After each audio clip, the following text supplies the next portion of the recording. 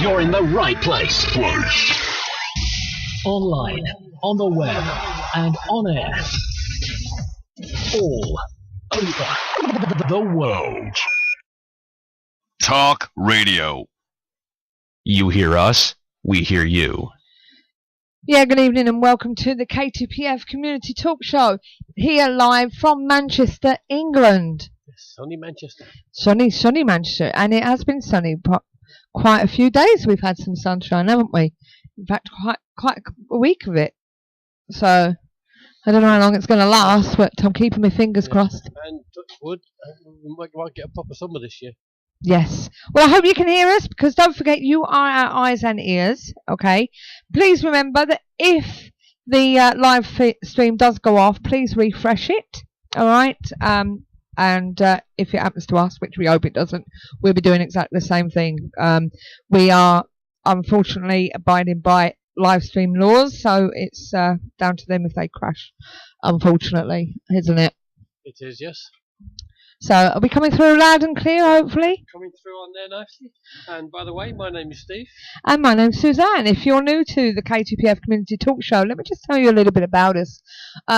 We actually are from a group called UK Shadow Seekers, and we started the KTPF, Keeping the Paranormal Friendly, community website back in 2007.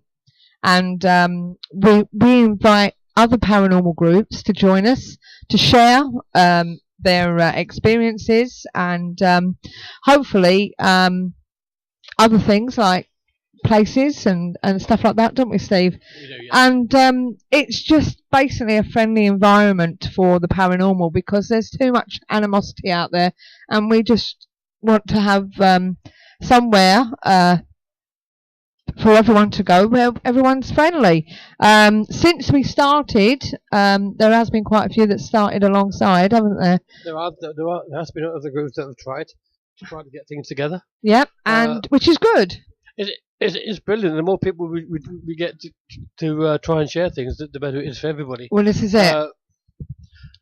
Unfortunately, a lot of them have fell by the wayside. Yeah, and some of them are in their own little clique, but that's down to them. That's their choice. This is it. But as I say, the paranormal should be a friendly place, and it should be somewhere where we collaborate, because, as I say, our motto is remember collaboration, not competition. So this is what the KTPF Community Talk Show is all about as well. It started off as a chat room, and we just thought, well, why not have a live chat, which we do, and I took the brain on of bringing on certain people to come on and talk about what they do and what they don't do. Yeah, well, thanks to Mr. Paul saying, can you do a show? Yeah. We thought we were going to be guests on it, and he said, no, do it yourself. Yeah, a lovely guy called Paul Reed. Unfortunately, a couple of months after we met him, he passed away from cancer. Yeah, so that's why we ended up being on our own website as well, so we moved it over to there. So but as I say, it's something that I do like doing. It's Steve likes doing it, and we do try and bring as much as we can to you. We've had some great guests on, haven't we, Steve? We have indeed. We tried to bring something other than just your ghost. Yeah. I know a lot of our listeners are paranormal investigators, and that is the field of the paranormal that they're into. But we try and spread the word of all the others as well. Well, this is it. It's even though we include conspiracy theories and cryptozoology, I know it's not comes under UFOs, the paranormal sort of thing, but it is out there in some way. It is paranormal. Yeah, so it's just not some people's paranormal. Well, this is it. And as I say, we've had some great guys on. About it, the paranormal just means unknown. Yeah. So this is it. Well, we've had quite a few people on over the past 18 months, or nearly 18 months, and people like Ben Hansen from Paranormal Fact and Fate, Derek Akora, Richard Freeman, Richard Felix, and Lee Brigley, and more about Lee in a moment. We've also had people from America. We've had John Savage on. We've had people like Carla Wills Brandon and Chase Kloaksky. You always have trouble with the second then, don't you? Yep, we've had Todd Bates on from Haunted Voices Radio, and it's been really good, haven't we? That's just to name but a few. Even Tony Topping, dear old Tony, with his remote viewing and... So some of Tony's theories are completely off the wall. Yeah. But interesting either way. Very interesting. Because it's like everything else. You always find a grain of truth in there, which makes you think, is he right? Yeah, well, this is it. Yeah. And one of the best people we've had on is our Bigfoot, Mr. John Downs. He was funny. From the CFC. Yes. When you get John and Richard together doing their bit, they are a right comedy. Oh, yeah. Well, you can hear all these interviews that we've had over the past few months, well, the past year, over on our YouTube channel. Good evening, Jeff. And basically, listen to them and see what you think.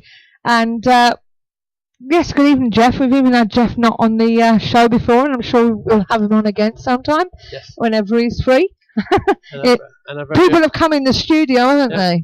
Yeah, John from What Was Sixth Sense is now Paranormal UK. Yeah, we've had John Blackburn on from Mysteria. He's been in the hub with us. Steve Mercer.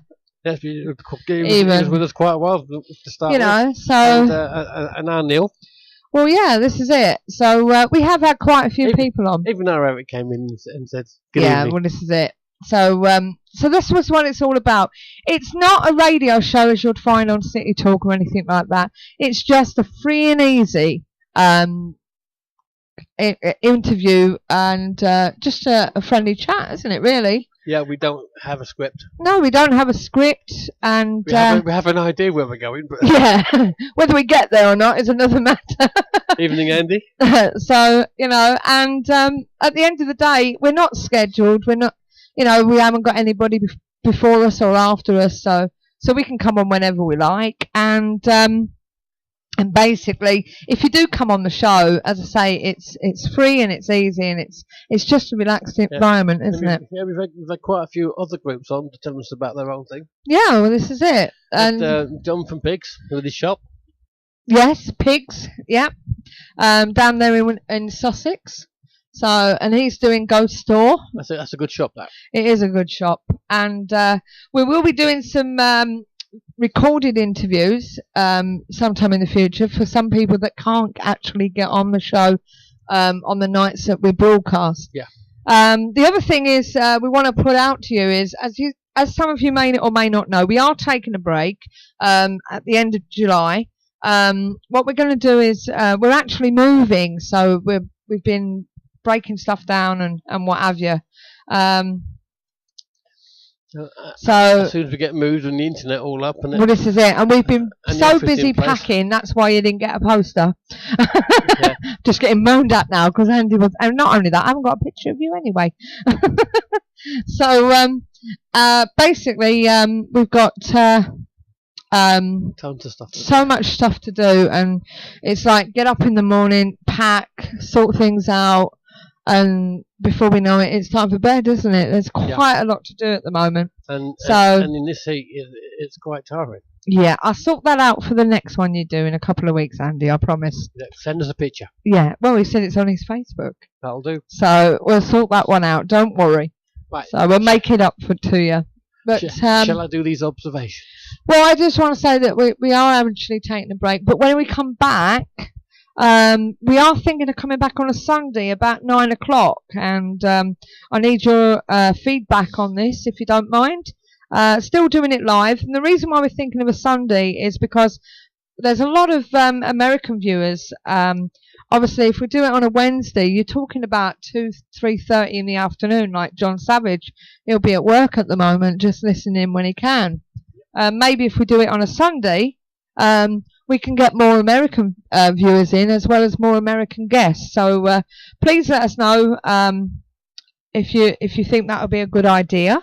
John Savage as well, seeing as it would affect you as well. But that's what we thought. So let us know, and we'll get that sorted out when we return.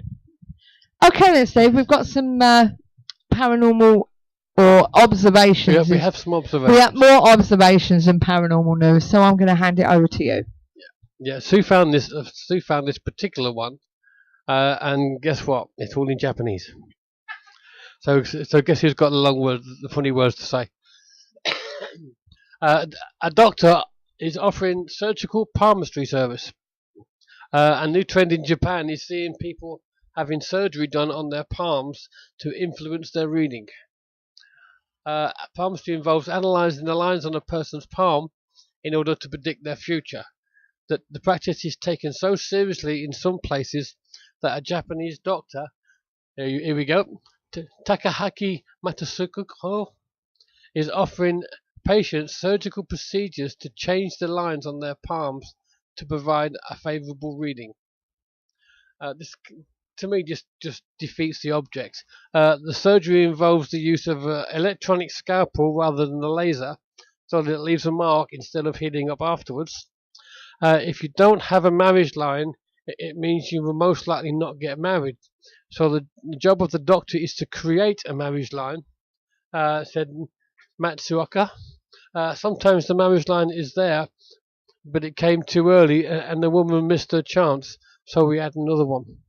The operation costs about $1,100 and take about 10 to 15 minutes, plus 1 month's recovery for the new wound. Matsuoka takes hands-on approach and says it's important not to be too perfect. Now, doesn't that just defeat the object? What did you? He said, I don't know. What did you just call him something? No, I said Takahaki Makasuka. And he went, "What did you call me?" Yeah, I mean, it completely defeats the object, doesn't it? Well, Andy says it sounds totally ridiculous. And I agree with him. I mean, what's the point of having new lines put on? Because it's not your true reading, is it? No, not really. It's what you've made up. Yeah. So completely. But this guy's making $1,100 for a 10 to 15 minute surgery. Ouch. So he's making his money. I bet he is. Also, we have a woman with visions finds a body for the police. A woman experienced psychic visions has allegedly led police to a body of a missing boy. Over the years, there have been numerous cases of psychics claiming to be able to assist police detectives during investigations, but rarely do they deliver actual results. Police in California have found themselves dumbfounded by an apparent ability of a woman who claimed to having visions pertaining to a missing 11-year-old boy that they'd been searching for. The woman called the tip line to claim that she had envisioned the location of the boy. Was that tip? Tip line. Tip line. Yep, the tip line. It just jumped up, so I missed the last bit of it here. Where was I? Who subsequently asked to join the search. Amazingly, upon arriving at the boy's home, she walked immediately to the location at which the boy was buried beneath a tree in the garden, despite officers having failed to find it during a previous search. Riverside County Sheriff's Detective John Powers stated that he was blown away by the whole thing and that he found it extremely bizarre. Prosecutors in Southern California will file a murder charge against the teenager's half-brother and death of the 11-year-old boy, subject to intense search. Okie dokie. That was that. It's a wonder we don't hear that more often.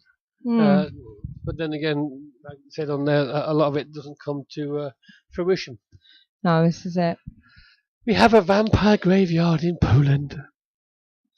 Okay. I dare say I've got some more silly names to say. Can I just say, John Savage, yeah, I think I know the Jap's doc's brother. He was the pilot for the plane that crashed last week. His name is Wee Too Low. Oh dear. Everyone a winner. Did you know his half brother? No, I won't go there. No, keep going. Back to vampires. Yeah, vampire graveyard. 4 skeletons unearthed in southern Poland are believed to have been subject to a vampire burial. Yeah. The graveyard was found in the small town of Gliwice and is believed to date back to the 16th century. The skeletons were found with their heads removed and placed between their legs.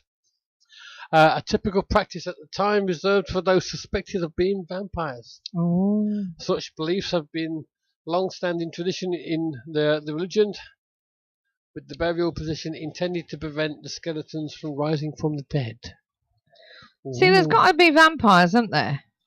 Well, there's a belief in them. Whether there is actually vampires is beside the point.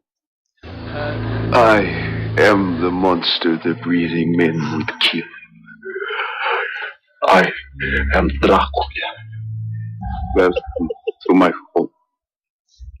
Children of the night, listen to us. Go on. Listen to Have you finished? Because I haven't. the children of what sweet music by Mike. Mike. Have you stopped now? Yeah, I've stopped now. Do you know what I mean? How's it go? What sweet music they make. just go winging a prayer on this program. Another vampire burial was recently discovered in Bulgaria, consisting of 2 skeletons with iron rods through their chests. Now, I think we reported on that one before at the time, didn't we? Yeah, I think we did. Tradition of the 14th century, as many as 100 graves of this type have been unearthed across various Eastern European countries in recent years. Researchers come across a spooky discovery when they unearthed a graveyard that appeared to contain the skeletons of 4 Poles subject to being vampires. Would that be the Poles with the poles to the chest? All right. But I must admit, there's a lot of this vampire grave things. You know what I mean? It's got. Is it? Is it a belief? Is it actually happening? You know what I mean? But then again, you find people. I've heard of graves being found, and you can actually see the fangs in the skeleton. You know what I mean? So. Yeah, so what do you think, guys? We'll think about it. You've got the canine. We've all got our canine teeth. Yes. The little points on. Yes, and I suppose if they've grown a bit too long. On top of that, when you see a skeleton, all the gums have receded, so it makes everything look bigger. Yeah. There you go. And Logic. And also the thing with the what looked like fresh blood on them. Yeah. It's a natural occurrence for the body. Yes. So and there you go. But back then they wouldn't have known that, so they would have thought vampire. Thanks for the memory, said Jeff Knott. Here's one for you. An Australian who says he is Jesus. Yes, we had the heads up on this from John Savage. Yes, it was on LBC 97.3, which you can watch it on the old tube. Can you not? Yes, you can. I'll put the link up, ready for you to listen to later on. You can stick it on there. Alan John Miller took part in a fascinating 4-hour radio claiming that he was the Son of God, and his partner Mary Locke had been presented when he was crucified. Present when she was crucified. She was in fact his biblical namesake Mary Magdalene. He has very clear memories of his crucifixion 2,000 years ago, but only remembered that he was Jesus in 2004. He is now the leader of a religious group called the Divine Truth.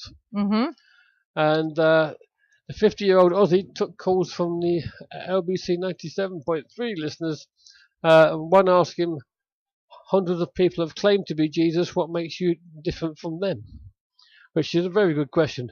AJ responded, the only way to verify it is when you get to the spirit world to meet my friends who I've lived with in the 1st century, ask them. He admitted that he hadn't yet carried out any miracles in his current body, but insists that I waited 30 years to do so in the 1st century. He was asked how old he is now, and he said 50. She said, so you're 20 years behind schedule.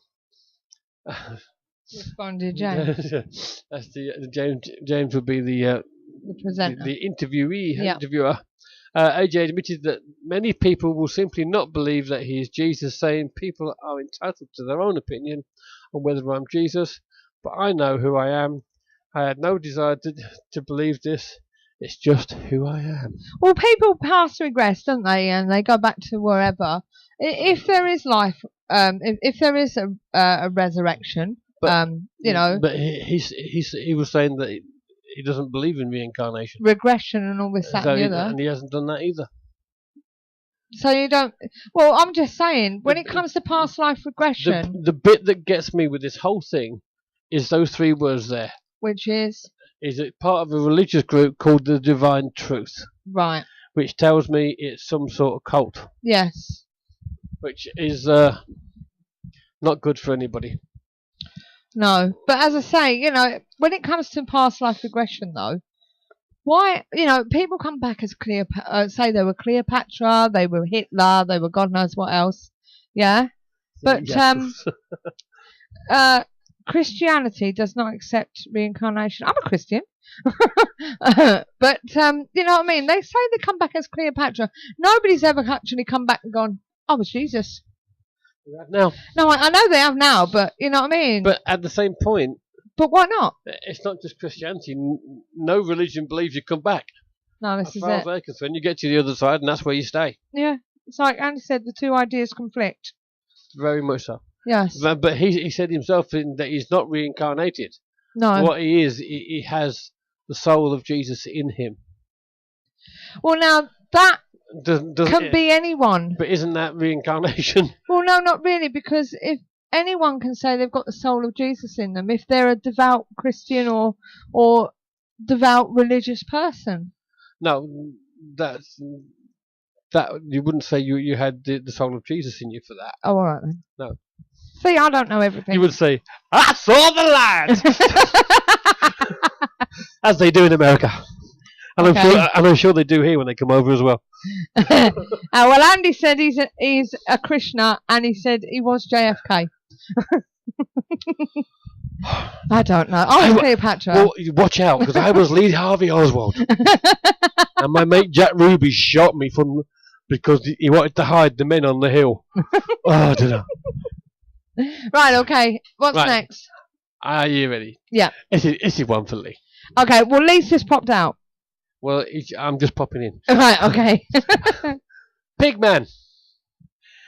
Pigman? It's the army telling porkies. Isn't that what Howard Stone called... No, that was Pig Vomit. Oh, right, okay. That was Pig Vomit. I like that film. After 10 years, an author has tracked down the truth about the beast of Carnac Chase. It's a chilling rhyme with a veiled warning that has been recited by children of mining community for over 70 years. When night falls, enter the woods at your peril, for inside lurks something worse than the devil. Avoid at all costs the gathering place, where at midnight Pigman roams on Carnac Chase. Lee, I want to go to Carnac Chase. I'll see the Pigman and yes. Have a barbecue. There we go. Go on then, tell us more. Since the 1940s, the Pigman, half man, half swine, who said he's a swine, has allegedly been spotted trotting through the Staffordshire beauty spot, a haven for paranormal activity. Its haunting squeals are echoing across the heather of dusk. The heather at dusk? Oh, yes. Ooh. One man has dedicated a decade of his life to discover if there is substance to the Black Country myth, or if the Pigman is just the work of sorry folk. Lee Brinkley from Carnac has gathered eyewitness accounts for his debut book, UFOs, Werewolves and the Pigman, a veritable A to Z of the Carnac Chase Weird and Wonderful, and apparently it's a cracking read. Is it? It said so here. I haven't actually read it myself, but excuse me, the fellow that wrote this says it's a cracking read, and he thinks he's found it following a recent email from the grandson of a former soldier. The human hog was a tale manufactured by military top brass to keep the public away from sensitive wartime installations. The whistleblower, who has not been found, said he told me when he was stationed at Cannock Chase, he and some others had been tasked with spreading rumours about a local area of a human-pig hybrid on the loose in the woods. So there you go. He said that this was known military tactics for keeping civilians away from army-occupied areas, yet the pigman is still being seen, with Lee receiving reports on a weekly basis belying claims the army was simply telling porkies. If it's not real, there's an extremely ugly individual out there. Well, Brad Steiger says UFOs, werewolves, orbs, more monsters than an old Universal Studio film. Cannock Chase has them all, and now Lee Brinkley is bringing them all into your living room in his exciting new book. And it says UFOs, werewolves, and the Pigman exposing England's strangest location, Cannock Chase. Now, if you don't know about Lee, Lee is a British freelance writer and publisher who works for several magazines and websites. Lee has a particular interest in paranormal and cryptozoological themes and has been writing on the subject for many years, with appearances on many top radio shows, including the KTPF Community Talk Show. Big things are on the horizon for this dedicated new author, and you can contact him directly at leebrinkleyauthor@gmail.com. Or for more info on the mysteries and happenings of Cannock Chase, his paranormal blog can be found at www.paranormalcannock.blogspot.co.uk, and I will put them on there for you. Who's laughing? Me, because Julie's just come on and said, "Hi guys, scared the vampires away with a bit of plinker." Palinka. We're going to Palinka again. Palinka. Good evening, Julie. Nice to see you on the show. Hope you're feeling better now after Bran. So we've got a couple of quotes here from certain people like Nick Pope. Cannock Chase has long been known as a UFO hotspot and a place where all sorts of other paranormal phenomena has occurred. It's one of the UK's most mysterious locations and might even get into a global top 10 of spooky sites, alongside such places as Area 51, Roswell, the Bermuda Triangle, and a few others. Paranormal author Tim Schwartz says, at first glance, Cannock Chase is a wonder to behold with its amazing and abundant natural beauty. However, there is another part of Cannock Chase that dwells within the shadows, a place where madness has substance and nightmares have their own perverse allure. Cannock Chase is as mysterious as it is beautiful. It is a place where the veil is thin, allowing brief glimpses between this world and the next. You know, I'd really love to go to this place.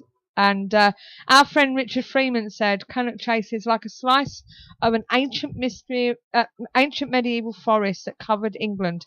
Somehow, this world within a world has survived in the heart of modern industrial Britain. Should we really be surprised that some of its residents are so strange? And as I say, you can check with for more information on these sites, and I'll put that back on again for you. And here we go. Yeah. There's two websites there for you to have a look at. Yeah, and Julie did it. Julie did what? She got her husband completely plinkered. You palinkered your husband. Recovered waiting for the next adventure. P.S. Husband got totally palinkered with hilarious. She said she was going to get him blinked. Right, for those of you who don't know, there's a drink in Romania called Plinka. Yeah, it's a very strong brandy. It is a very strong brandy, and Julie bought a bottle to take home to her husband and Plinkered him. Yeah, but she took a big cup to and telling us what she got to drink it out of. This is it. So I don't know, but yeah, as I say, Lee Brinkley will be back on the chat room in a bit, I suppose, and he said he won't be long. So if you want to ask him any questions, he'll be there. Okay. So well done to Lee. Really proud of him for bringing out a book, and I think John Downs has helped him on that one. I can't remember. I think it was published by the CZ. Yep, the CZ. So very well done to Lee on his novel, and hopefully many more to come. Didn't see him till evening next day, looking a bit poo. Oh dear, definitely well plinkered. We'll have to find another version of Plinker for our next time to go. Yeah, we will do.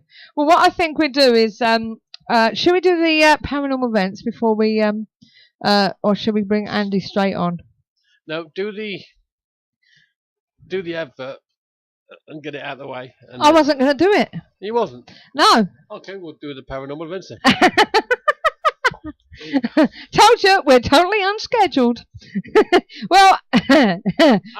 After this, you will be hearing from Andy Mercer, talking about the JFK assassination conspiracy theories. We've got all the news right here. Don't go away.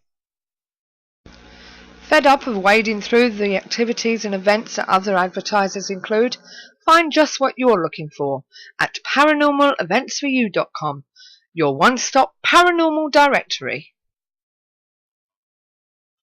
On the 20th of July, there's a psychic event, Essex, at the Thurrock Hotel, Ship Lane, Essex. On the 25th of July, UK Shadow Seekers are having a paranormal social night at the Boundary near the Guidebridge Station in Ashton-under-Lyne. On the 26th of July, Grave Encounters are doing a ghost hunt and supper at the Skirrid Inn in Wales. Also on the 26th, Twilight Paranormal are going to Alton Towers in Staffordshire. On the 27th of July, Haunted Places Paranormal are going to Kelverton Hatch in Brentwood. On the 27th of July, Spooksavers UK are going to the Black Horse, Plockley Village, Ashford. Also on the 27th of July, GC UK are going to Newsham Park Hospital in Liverpool. And again on the 27th, Bodenham Manor Paranormal Events are awakening the spirits at Bodenham Manor, Bodenham, Hereford. On the 9th of August, Wasp Paranormal UK are going to Kelverton Hatch in Brentwood. On the 10th of August, Twilight Paranormal are going to Zachary Medical Museum in Leeds. On the 17th of August, UK Shadow Seekers are going to York Castle Museum in York. On the weekend of the 24th of August, there's a Mind, Body and Spirit Fair at Elskar in Barnsley. On the weekend of the 31st of August, there's a Mind, Body and Spirit Fair at Godmanchester in Cambridgeshire.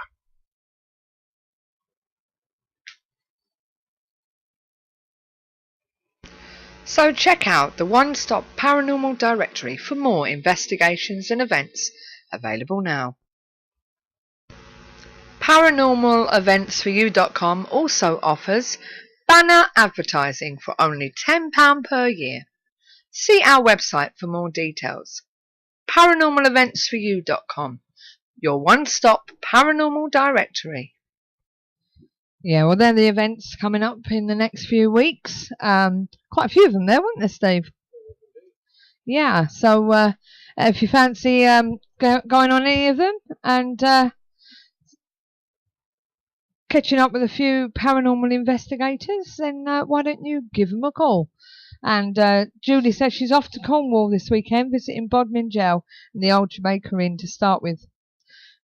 So, love to all, she said. Yeah. Lovely place, Cornwall, and Bodmin Jail and old Jamaica Inn, but we haven't actually investigated it, have we? No, we've been, obviously, like most people. Yeah. We haven't actually done an investigation. No, okay. Well, we're going to contact Andy. Andy's already waiting for us, so we're going to call him on Skype. Hopefully the connection will be fine. He says he's in London for some reason. He says he's on his laptop. Hello. Hello. Hello. Right, you need to turn the radio show down, Andy. Oh, no. Hold on. Oh, I've lost you completely now. That's all right. Hello. Hello, you all right?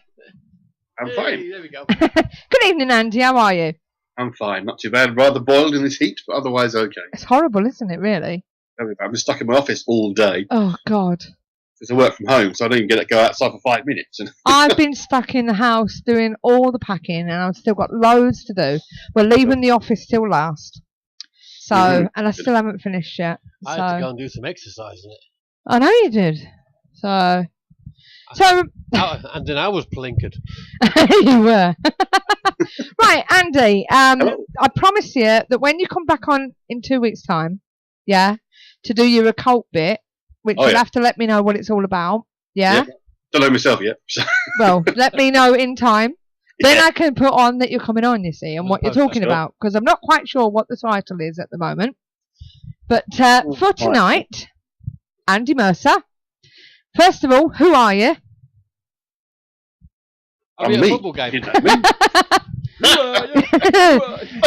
For those that don't know you, who is Andy Mercer? I'm sure they've noticed Andy 707 posting once or twice on the message board there. Absolutely.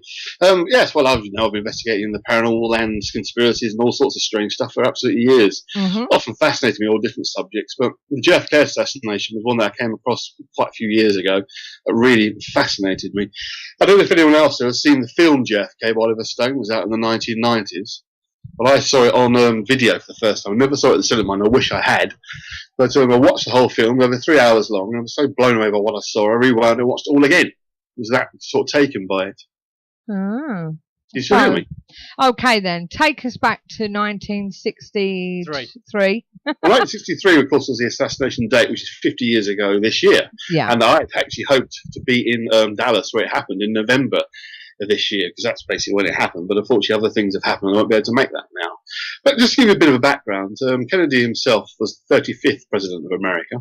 He won the election in 1960 by beating Nixon by a very, very small margin.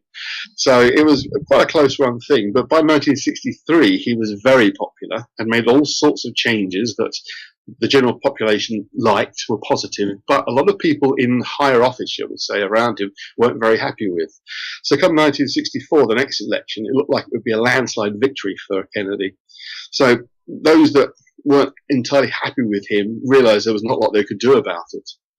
And he was on basically a tour in the November, going around some south of America, just sort of making his face known again and preparing for the election that was coming in the following year, when he was in Dallas on the 22nd of November. The usual kind of thing, a morning breakfast with a little tour around, the kind of thing you see we do every day, the kind of things that politicians do, go and meet the crowd, etc. And was coming into an area called Dealey Plaza, just on one end of Dallas, and was shot and killed in a matter of a few seconds. The official story has always been that it was responsible by one person alone carried out the assassination. The evidence that was put forward by the government in an investigation which carried out the following year strongly suggested it was just one person alone. But the more anyone examined the details of the assassination on the day, the more holes started to appear in the story. The official story was that one man, Lee Harvey Oswald, acting all by himself, fired 3 shots from the window of a building called the Book Depository in one corner of Dealey Plaza, shooting 3 shots from behind. The first one hit Kennedy in the back, the second one missed him and supposedly hit the man in front of him, and the third one hit him in the head and killed him. And that's how the official story was initially. The first hole in the story that made it difficult for the official verdict to be held onto was that one man who was on the other side of the plaza was actually struck by either a bullet or a fragment of bullet that had been fired from a gun. So that meant one of the 3 bullets that supposed to have hit Kennedy and Connolly, the other man in the car, had missed. So there was only 2 bullets left. So you have one man being shot in the head blown away, so that takes away that bullet. So we're then left with the fact that there are no less than 7 wounds in Kennedy and Connolly, which can be only explained by 1 bullet and 1 bullet alone. So this started to make certain people who looked at the story think something's not right here. There's something going on. It really wasn't making sense, and that's what made me become fascinated as well. That it just didn't add up. And over the years, various people have researched the story and the events of November 1963, and have come to the conclusion that the official government story just does not add up. There is no way that one person alone firing from one place could create all those wounds. So it's left with a bit of a mystery. Hmm. So the bullet was the same. Was it the same caliber? Yes, it supposedly fitted with the rifle that was supposedly found at the what they call the sniper's nest on the 6th floor of the depository building. Except the bullet itself was found on a stretcher in the hospital after the assassination. The bullet itself that was found had a slight indentation in it that looked like it may be a 5-3-1 thing. But according to the official verdict, official report, this single one bullet had gone into the back of Kennedy's neck, come out of the front, gone into the back of Connolly, the man sitting in the car in front of him, come out the front of him, gone into his wrist, come out of the same hole in his wrist, and then gone into his leg.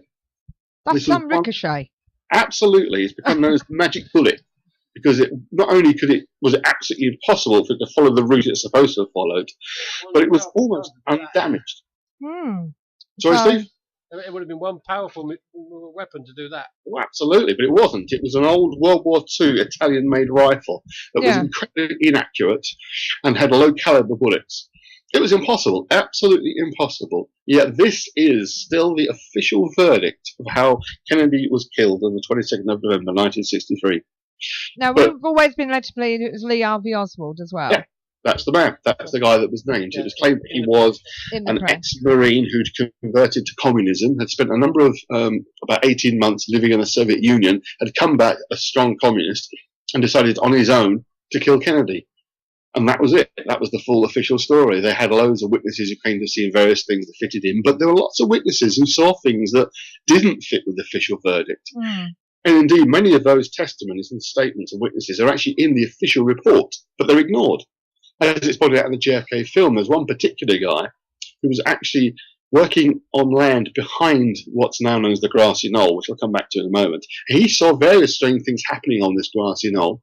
He tried to explain to the people who were interviewing him what he'd seen, and they wouldn't let him finish. They actually stopped him and changed the subject, because what he was telling them did not fit with the official verdict. So it was quite clear very early on that they had an official verdict, an idea of what had happened before any real investigation actually began. And the so-called Warren Commission, which was set up by the following president in order to investigate the assassination, set up by Lyndon Johnson, it seems their whole remit was to make sure that they found all the evidence they could to prove Oswald acted alone, and any other evidence that didn't fit was simply ignored. And the amount of evidence that exists that shows it was more than one person is enormous. First of all, Oswald himself was a terrible shot. His record was just above 50-50 in terms of what he would hit. Yeah. And this bullet is supposed to have been fired from a distance in a moving car going through trees at the time. Yeah. This guy is supposed to have his best shot was the third shot, which is impossible because the best shot you have is always the first shot, because you've got an endless amount of time to line it up. Yeah. Yet his third shot, as the car was beginning to speed up, was actually supposed to have been the best shot he fired, which killed Kennedy, shooting him in the head. Now, one of the biggest problems that the government's official verdict had was there's video footage that was recorded, or sorry, video, should say, old-fashioned film footage of the actual assassination taking place.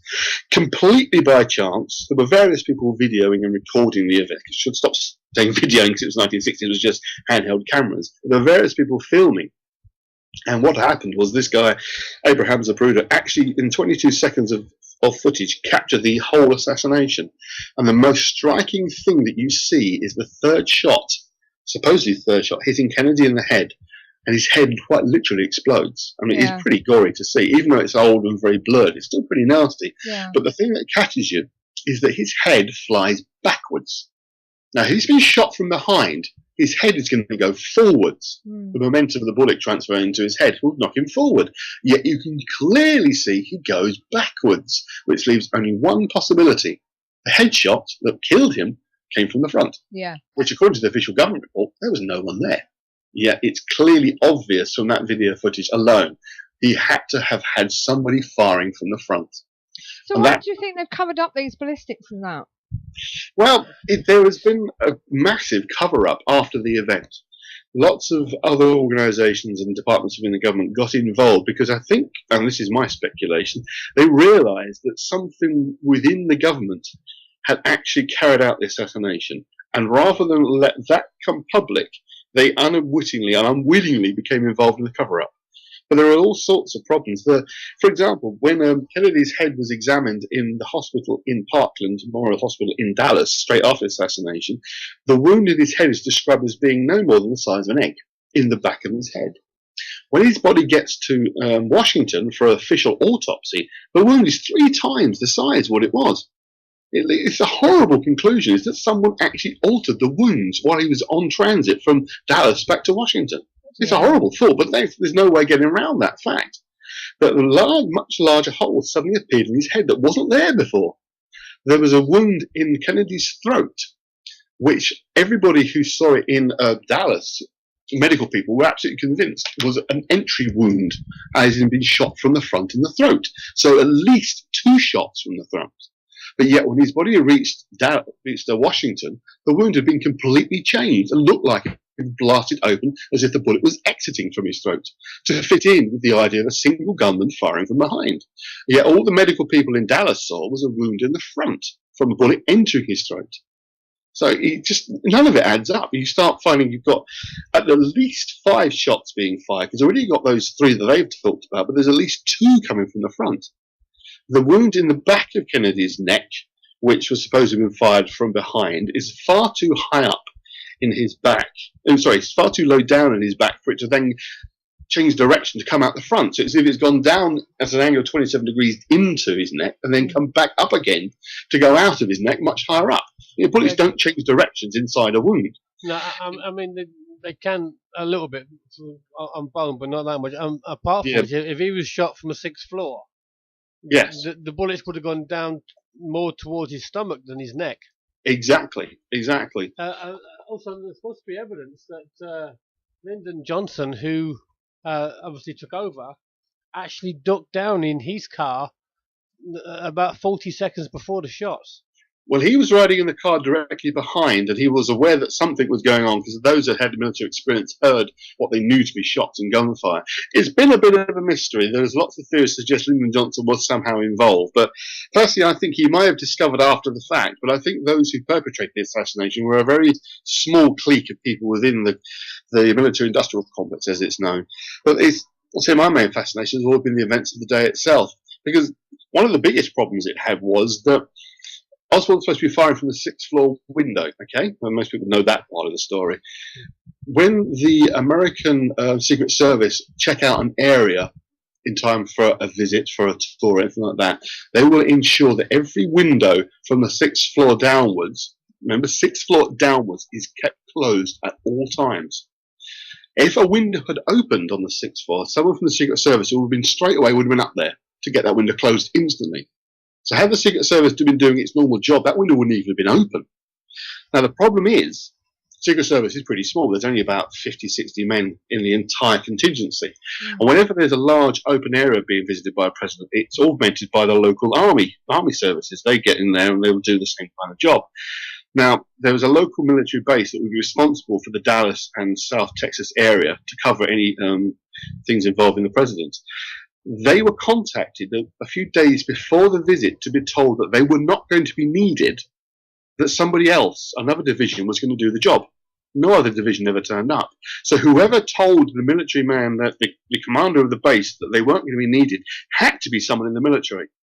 And who he was, we don't know. No one knows who that was. But he was certainly told that he wasn't going to be needed, which he said was very, very strange.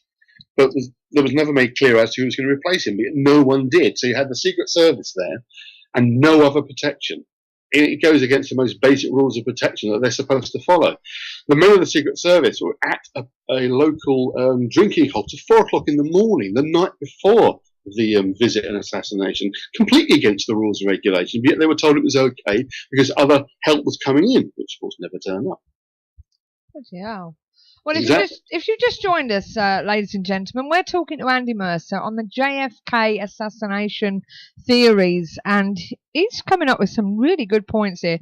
So if you've got any questions that you would like to ask Andy, just type them out and we'll pass them on to him. Or if you want to give us a ring, you can give us a call on 0844 414 3982 and speak to Andy yourself and ask him some questions.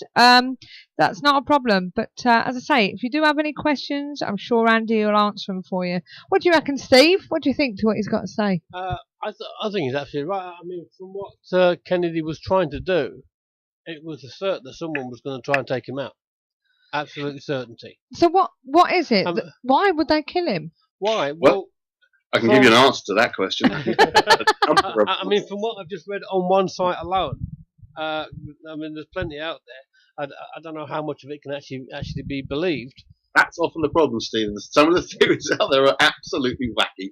Yeah, beyond belief. Yeah, I mean, this one in particular, I reckon he was trying to get rid of the Federal Reserve.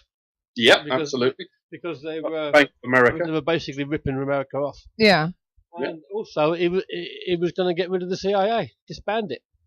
Absolutely. So it was all after the Bay of Pigs fiasco. Yeah, so we're talking about the two most powerful organisations in the US.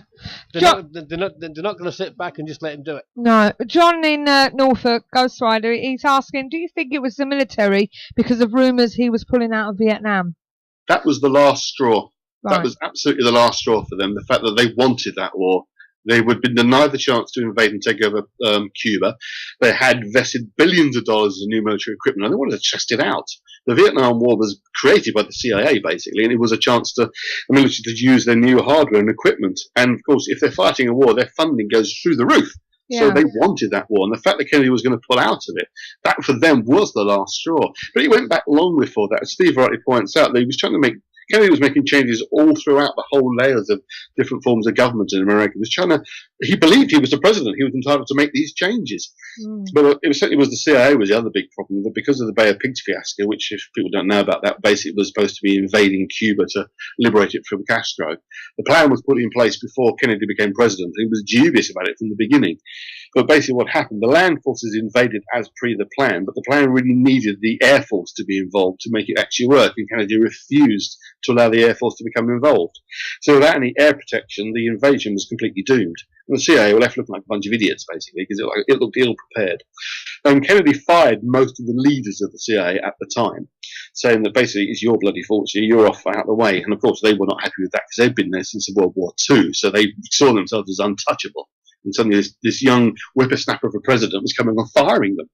So to me, that's what it was. There was just small pockets of people in very high, powerful positions who saw their own position being eroded by this guy that thought, we need to do something about this. I mean, if you've seen the JFK film, that's kind of view he puts across there, that it's just a few people. Because it's based on, a lot of the information there is based on information from a guy called L. Fletcher Prouty, who was a senior in the American government, the American military at the time. He worked in the Pentagon, and one of his jobs was to arrange for protection for Kennedy when he was out and about doing tours. And as the film points out, and it's quite true, he was suddenly sent off on a visit to the South Pole just before the Kennedy tour of Dallas. And it was like, what the hell are you doing this for? Why am I going to the South Pole? And so he thought something was very, very suspicious. And he was actually coming back from the South Pole and was in New Zealand on the day of the assassination. And he said they had the newspaper that was printed within hours of the assassination, talking all about Lee Harvey Oswald, had photographs of him from studio photographs, not just some kind of home snap, sort of done up in a suit, full biographical details and history of this man. And yet he hadn't even been charged yet in Dallas. And yet the newspapers in New Zealand had all this information. As is pointed out in the film, and Pratt his own books, is the same, that basically it was a cover story. He knew it from the first moment he read it. It was a cover story being put out to cover up what was really happening. And then he was wanting to do all the investigating to find out about the fact that the protection had been removed as well. Yeah. What do you know about these supposed three tramps? One of them was Mr. Bannister, apparently. I think the three tramps are again a bit of a mystery. To one side, basically, of Dealey Plaza, there is a station. It's a sidings for trains. And this is where the guy I was mentioning previously was working in the control tower for the train network there. When he saw some strange things going on behind the grassy knoll, which I'll tell you about in a minute. But yeah, these guys were pulled off the trains, as several others apparently who disappeared. But these three guys were photographed. And they look immaculate. They're supposed to be tramps. They've got like clean cut hair, clothes, nothing wrong with it, new shoes. And two of them looked very suspicious. One of them looks very much like a chap called Charles Harrelson, who's actually the father of the actor Woody Harrelson. But Charles Harrelson was involved with the mafia. he was a hitman himself. And it's been suggested he's claimed responsibility, but I think he's just talking out his arse. But I think he was there because he knew something was happening and was wanted to be observing. One of the other tramps has been stated that he looks remarkably like a guy called E. Howard Hunt. Now, Howard Hunt is a CIA employee who's got fingers in all sorts of different operations, including Watergate some years later on. So again, he may well have been there observing what was going on. And indeed, he actually made a deathbed confession a couple of years ago to his son, claiming that he was involved and he was there on the day. Now, whether he's looking for infamy or what, I don't know. Some people have dismissed what he's claimed. But he said it himself. He was there. Didn't he actually say he was actually on the knoll? He actually fired the shot? No, Hunt's no gunman at all. There has been identification of who they might have been firing on the grassy knoll, and I think perhaps we'll get on to that particular part. I think this guy Bannister was one of the three as well, and he's actually supposed to have been CIA.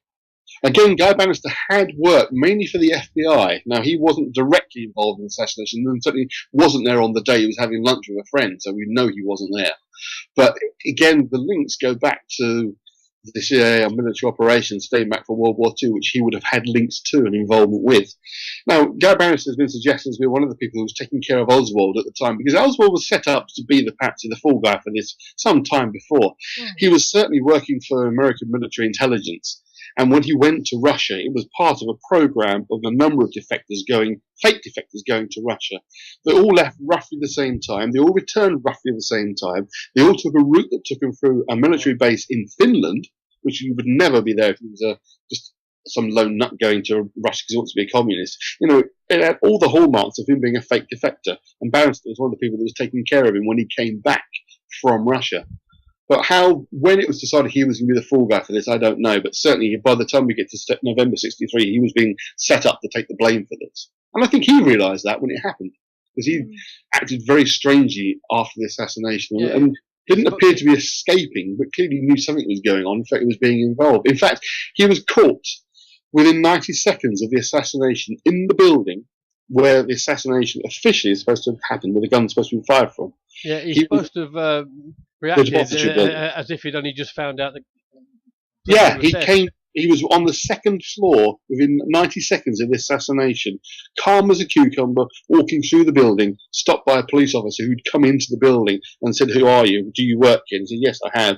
And the manager was with the police officer and said, "The president's just been shot." And he was like, "Oh." You could see a reaction in his face, apparently. But there was no way on earth he'd run down the stairs and fired those shots. No way. And yet, it was still supposed to be the official story was he was this lone assassin. But getting back to the grassy knoll, because this is the bit that I found the most fascinating, was the fact that at least 2 shots had to have been fired from that grassy knoll, including the one that actually killed Kennedy, the one that took him in the head. But by a remarkable coincidence, there's a photograph that was taken within 6 seconds of the assassination, taken from behind. That's the one. Yeah, well done. I was about to put it on myself. I've got my PC on as well. But if those who are listening can click on that link and have a look at this photograph, what you'll see is that someone taking the photograph of Kennedy and he's actually being shot in the head at that same moment. And you see the cars in the foreground with the police bike just behind. You can see Jackie Kennedy's in what looks light grey, it was actually a yellow suit, leaning towards a man who's leaning sideways. That's Kennedy. And it looks like he's got a bit of a square head. It's actually because his head is in the process of exploding, which is pretty nasty. So this shot was taken 1/6 of a second of the actual gunshot. Can everyone else see that at all? Yeah, I'm having a look at it. I don't know if anybody else is looking at it. If you want to copy and paste it into another tab and have a look. We've got a question for you. Lee's back, and he wants to know whether you think the speech Kennedy gave about the danger of secret societies in America had anything to do with his assassination. I wouldn't necessarily know directly, but certainly it was a concern that there is several cliques of power that had grown up since World War II, because America had gone from being this sort of a small, literally quite small isolationist nation, not involved the rest of the world, to suddenly being a superpower in the space of about 10 years, 10, 15 years. And they wanted to keep that power. They didn't want anybody else to have it, if you like. So there were certainly little organizations, societies going on. I don't know if there was an official organization who planned the Kennedy assassination. I just think it was word of mouth, and a collection of people getting together.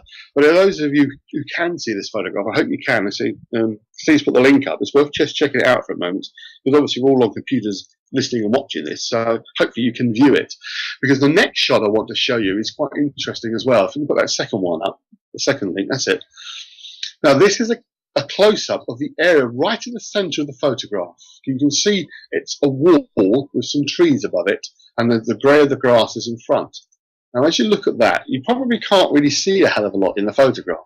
So again, I'll give you guys a little while to check it. But there's something rather odd in the middle of the photograph. Now, this has been examined by a number of different professional photographers and forensic examiners, and they've all come to the same conclusion that there's something definitely going on in that photograph, right in the centre of the original, and this enlarged area here.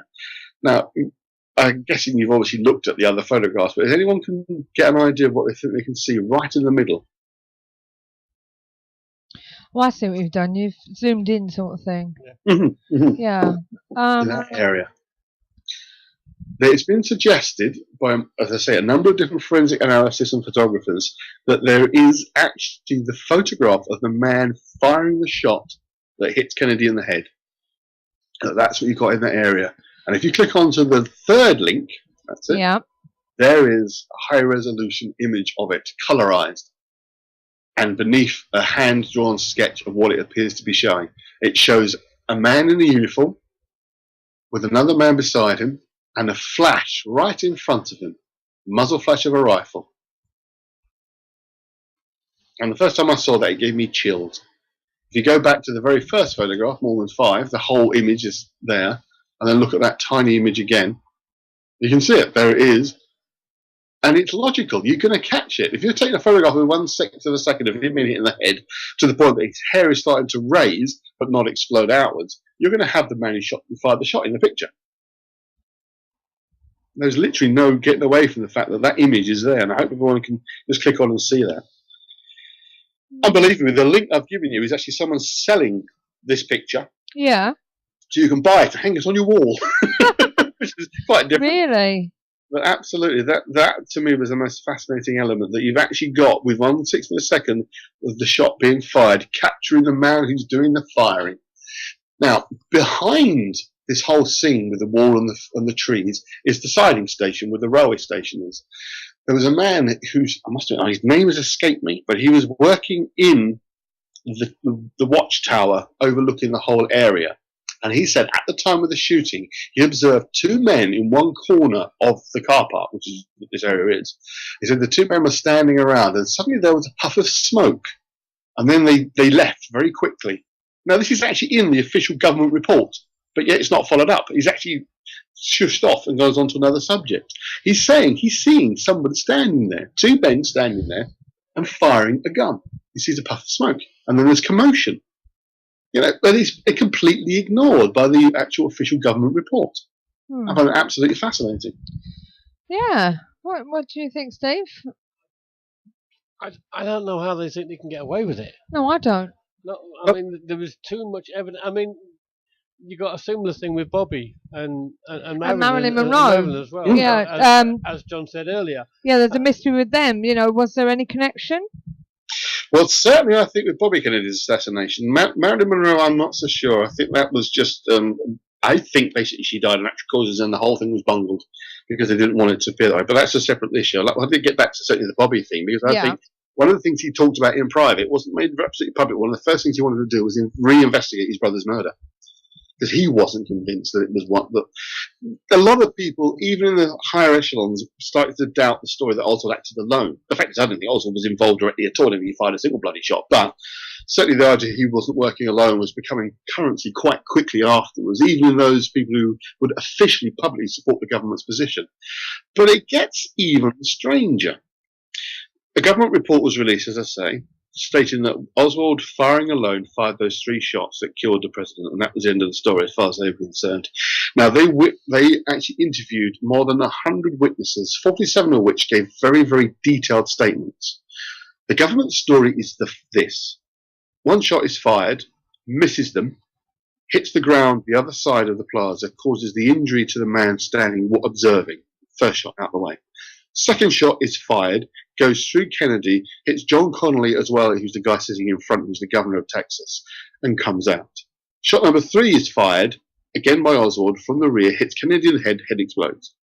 End of story.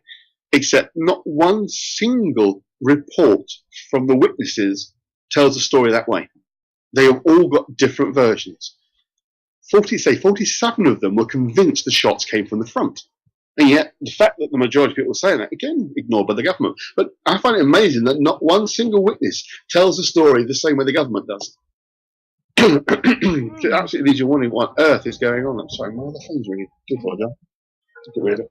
Yeah, so... I mean, one of the things that I read on the one I was looking at is, and also probably one of the reasons why Kennedy wanted to get rid of the CIA, they actually came to him with Operation Northwoods, which is supposed to have been an operation to actually kill American people, their own people, and blame it onto other religious groups to create a war, which is exactly what they've been accused of not so long ago.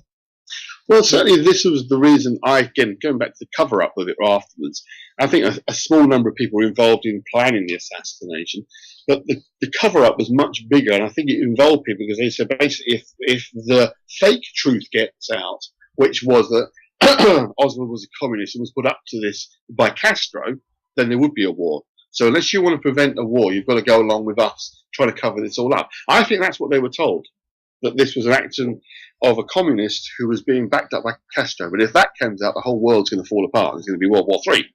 And they use that as a pretext to get other people to be involved in covering this up. And I think that sort of thing goes on time and again. They do something particularly unpleasant or something that the government wouldn't, the larger government, should we say, wouldn't agree with, but they have to cover it up. Seems like Watergate. Watergate is another good example of that, where it didn't work that time. The whole thing fell apart and became public knowledge that Nixon basically was lying through his teeth. Yeah, I mean, also a lot of the people that was supposedly in and around the Kennedy assassination were also involved in that one as well, weren't they? Oh, absolutely. Wasn't Hunt involved in that one as well? Absolutely. I mean, again, from my own research and those of others I've read, I think Hunt was involved in basically getting the people there, the actual, what they call mechanics, the actual assassins. He was involved in making sure they were there and were to be paid, which is what he basically did with the so-called plumbers of Watergate, was making sure that they were in position to be paid. I mean, names have been put forward for the possible actual gunman. The one that was most convincing, I thought, was a chap called Steve Ravel did a lot of research trying to track down the names of these gunmen in order to actually build a case against them. And his research took him into contact with an ex-mafia boss and drugs peddler, basically, who was French Corsican by descent and was now living in hiding in South America with, change of identity for actually witness protection program, because he basically turned state's evidence. And he identified 3 people who he said were the actual real gunmen. There were actually 3 of them. He wouldn't name 2 of them because he knew they were alive, but the third one who was firing, he believed, he'd been told by other people from the grassy knoll, was a guy called Lucien Sarti.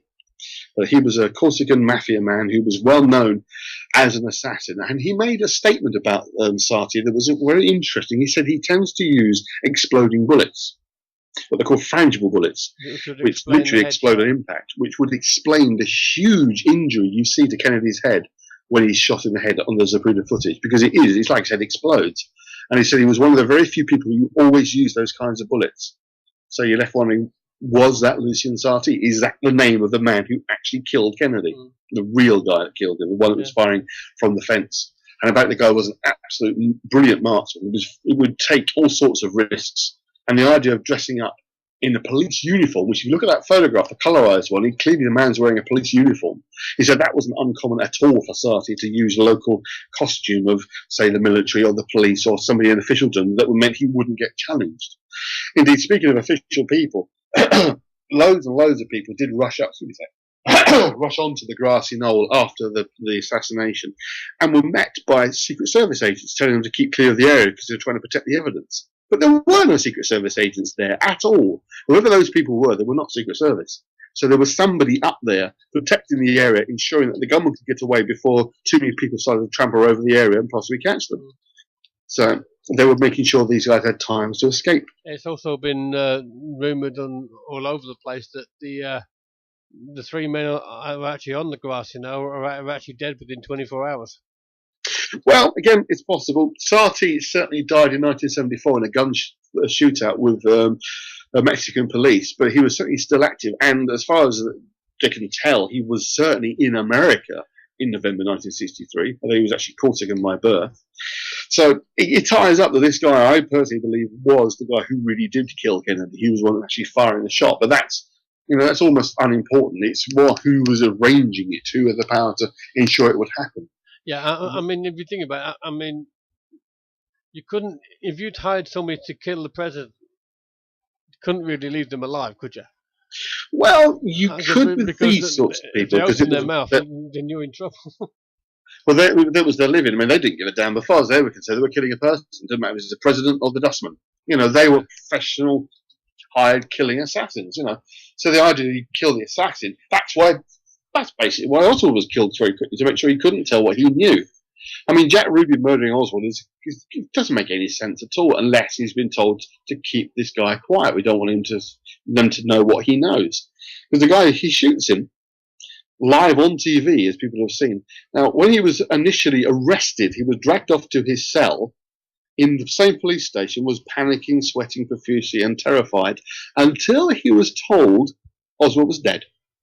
And then he calmed down and relaxed because he knew he'd done what he had to do. He was more afraid of what would happen to him if he didn't succeed in killing Oswald than the fact that he had just murdered somebody.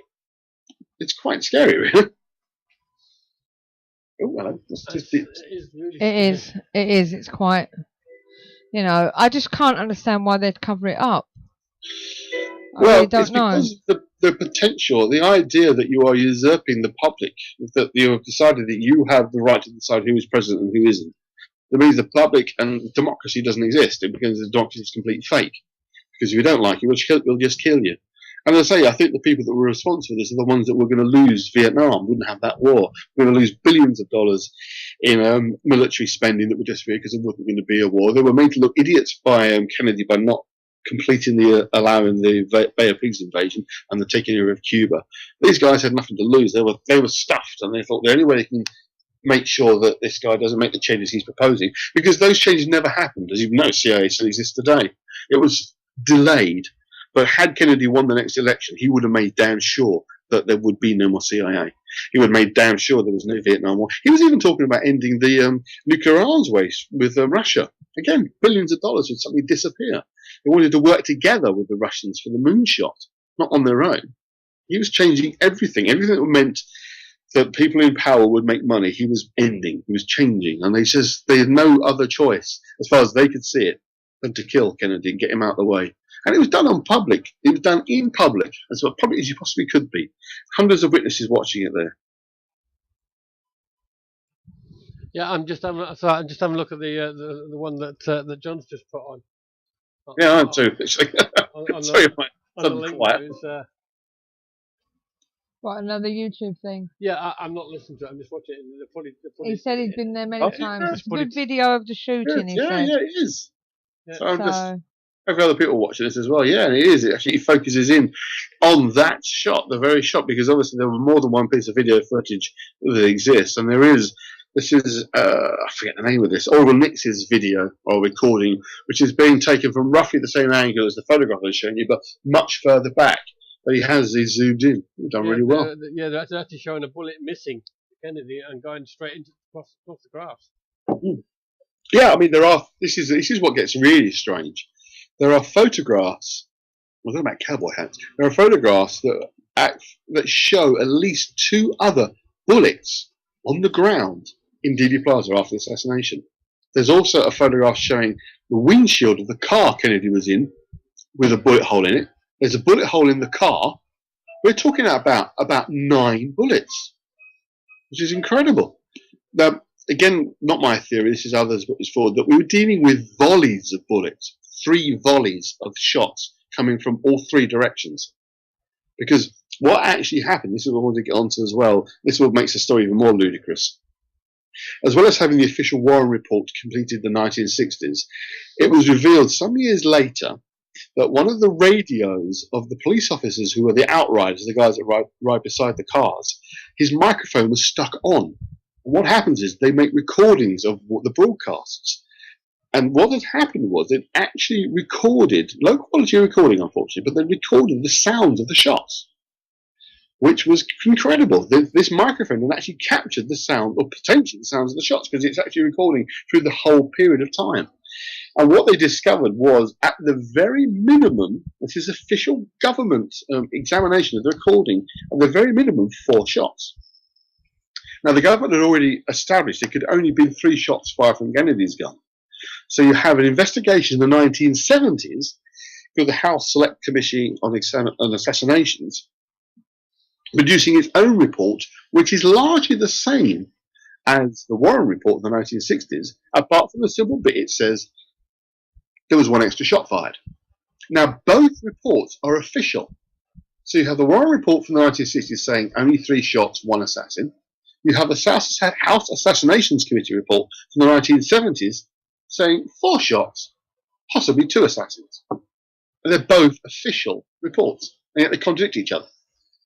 And the reason why you've got this possibility of a 4th shot is the recording. They couldn't get away from the fact that there is at least 4 shots on there. And it's quite possible there are more than 4. In fact, the 2nd and 3rd shot happened so quickly that it's too fast for this old rifle that Oswald was supposed to be firing from, for it to be recycled. It takes something like 1.7 seconds to recycle the rifle, and yet it's less than about a second between the shots. So it's too quick.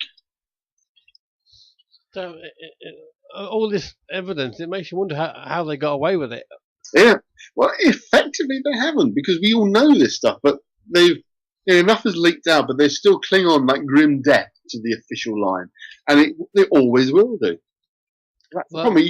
Even Clinton, I mean, I don't know about Obama's position, but Clinton said himself he'd like to reinvestigate it, that he doesn't believe it's the case. But when the 30th anniversary came, he was the president, and he said, "Oh no, I'm happy with the official verdict. End of story. Not going to investigate further." It makes you wonder why if he was warned off. Yeah, this is it. So, I'm not boring you guys. I can talk about this all night. Carry on. So, but sorry, I was typing something else there. Do we know who actually killed him? Well, that's the question, isn't it? I mean, when you say know who killed him, are we talking about the guys who actually fired the bullets or the guys who arranged the operation? That's really the question. I think in terms of who actually fired the bullets, as I say, I think there's a good case of this Corsican mafia guy, Lucien Sarti, as being the guy who fired the shots on the Grassy Knoll. The identity of the other 2 had been named, but at the time they were both still alive, and Chief Rebel wasn't allowed to reveal the names from the guy he got the names from, because if the people are still alive, then they have very much a vendetta system, if you like. And even though this guy was in hiding in South America, he knew these guys personally. He knew if he told them, then they'd come after him and they'd find him. He knew they'd find him. So we don't know the identity of the other 2 that were firing, probably from the 6th floor, though not from where Oswald was supposed to be, and probably from a building across the other side of the plaza called the Daltax building, because both buildings were being refurbished at the time, which meant unknown people could get in and out of the building quite easily, just disguised as workmen, and they'd be carrying large tools, that could easily be carrying rifles. So that's the thing. That Oswald himself was nowhere near the 6th floor at the time of the shooting, because he got down those stairs. There's no way he came down those stairs that far. It's not 4 flights of stairs, and wasn't even out of breath. So it is a bit of a mystery. I don't think we're ever going to know for definite, but I think to try and hold on to the notion that it was one person acting alone is beyond credibility. But yet it's still it's one of the 2 official reports from the government, the American government, because one of them, as I say, it said there was a 4th shot and a 2nd gunman, probably firing from the front. Yeah, Ghost Rider has tried to put a link on there, which unfortunately isn't working. But he's saying, what do you think about the driver shooting Kennedy? I know, I've seen that one myself recently. To me, it's just a load of nonsense. But I have seen the video footage, or rather the footage. It's been enhanced from the Zapruder film, which appears to show what the driver did do was briefly turn around because he heard commotion in the car, wondered what the hell was going on. Again, completely against regulations. He's supposed to put his foot down as soon as anything dodgy is going on, but he actually slightly slows the car down to look over his shoulder and see what's going on. But it's been suggested by somebody who's looked at that video footage that you can see the barrel of a gun suddenly appear across his shoulder, and he's firing. No, I don't believe that for a moment. You're talking about very blurred, old-fashioned film footage that's been enhanced too much and has become blurred. But I mean, that's not the first time that someone has put forward the theory that somebody within the motorcade was doing the firing. There was a book called Mortal Error that came out in the early 80s that claimed that one of the Secret Servicemen on the car behind accidentally fired his shot from the rifle, his machine gun he was carrying, because he was startled by the shots that were being fired around him. That's complete nonsense to me, but again, that was one of the things put forward. But some of the more ludicrous theories do involve cover-ups of UFOs and the like, that he was going to make a major speech about alien abduction that had been going on, and they had to silence him because they weren't ready for that information to come out yet. That's probably the wackiest theory of all, I think. There's a theory that there was a man running around the drain system that actually opened up the drain pipe, manhole cover, and fired shots out of the manhole cover, and then quickly hid back down into the manhole. Yeah, I mean, there are the number of different wackier theories you can find out there. It's quite unbelievable. Yeah, I mean, the one about the driver, I think Jackie would have seen that anyway. Well, exactly. I mean, everyone would have noticed the fact that this guy was suddenly shooting people from the car. The passenger next to him should probably have noticed. But as I say, the whole notion that this one bullet back at the beginning could have done all this damage. And another thing I should mention about this magic bullet was there was 1.6 seconds between the bullet apparently leaving Kennedy and hitting Connolly, who was like 3 feet in front of him. So what was it doing? It floating in midair for 1.5 seconds. This is a bullet. And then somehow magically going into the person in front. And yet this is still the official story from the American government. I mean, common sense, even if you know nothing about ballistics, common sense would tell you if it took that long to get from Kennedy to him, there's no way it would have come out the other side of him. Yeah, exactly. It just wouldn't have happened. No, and wouldn't have everybody else. And no, exactly. Ricocheted and done all that. Well, all the ricochet was one person got shot 3 times with the same bullet. This is it. With Connolly's wrist, the bullet goes into his wrist and comes out the same hole. There's no exit hole. And apparently, again, this has been documented, that when Kennedy was being examined in Washington, a bullet fell out of his back, was handed over to an FBI agent who was unnamed and never seen again. But yet the two men who carried out the autopsy both said they found a bullet. Yeah. The wound in his back was no more than about 1 inch deep and stopped, and the bullet fell out of it. Yeah, according to the government, that's the same bullet that goes in his back and comes out his throat. Ludicrous. Definitely. So, but the other thing about all this, it makes you just what else they've got away with. Oh, exactly. And this is the problem, because I think they did, as far as they were concerned, because a lot of this has come out years later, soon after, they got away with it. They carried out this assassination. They knew they'd done it. Those that were in higher positions of power knew that something was very rotten about the whole thing, but yet couldn't or wouldn't do anything about it, couldn't prosecute or stop them. And then you had the Vietnam War, and look at the disaster that turned out to be. Yeah. They got away with things like that. And again, I do think, Watergate was only 5 years later. Yeah. And I think, because we know all about the Watergate break-in and the bugging of the seems like a lot Democratic office in the building, but that kind of stuff had been going on for years before. And I do think it was largely the same people involved. Do what? Watergate seems as if it was a lot later than that. Watergate, yeah. Well, Watergate itself was in the early 70s, but the whole illegal clandestine operations to ensure that they won the next election had been going on since the late 60s, because Nixon was absolutely horrified, mortified, and couldn't believe that he lost the election to Kennedy. He was determined to get back in again, and when he did, in 1968, he was determined to make damn sure he won the second election. So the vote rigging and all the dodgy shenanigans that went on with Nixon started in the late 60s, long before Watergate. Watergate was like one of the last operations. And I do believe these were the same people who were behind both of them. JFK was, am I right in thinking JFK was in with Frank Sinatra and his mob? Again, yep, it's been suggested that actually Kennedy's people, shall we say, rigged the election. And the actual fact, Kennedy should have lost. That a lot of people voted 2 or 3 times, particularly down in the South, and lots of dead people also voted, which is a typical tactic employed by the mafia. Yeah. Because his father, Kennedy's father, had strong links to the mafia.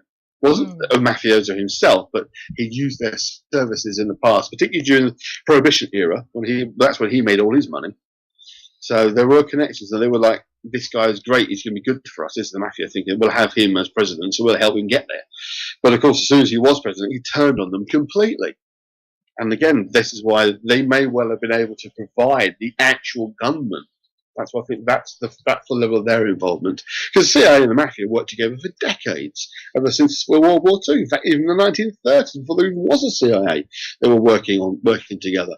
So the idea that a part of the CIA could talk to the mafia about hiring gunmen for an operation, that's nothing unusual. I mean, in the 60s, that would have been incredible. But today, we know it happens.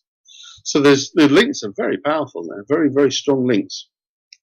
But while I would say they didn't arrange the assassination at all, they were involved. I think they actually provided the gunmen themselves. Yeah, I mean, yeah. I know it's coming off Kennedy a bit, but do you think the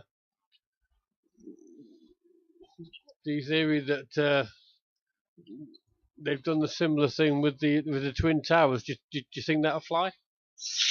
Oh, that's a dodgy one. That is a dodgy one. I really don't know about that. It's not one I want to get into. There are certain things that do seem suspicious. I mean, I personally believe, Al-Qaeda were real. Yes, they really did do this.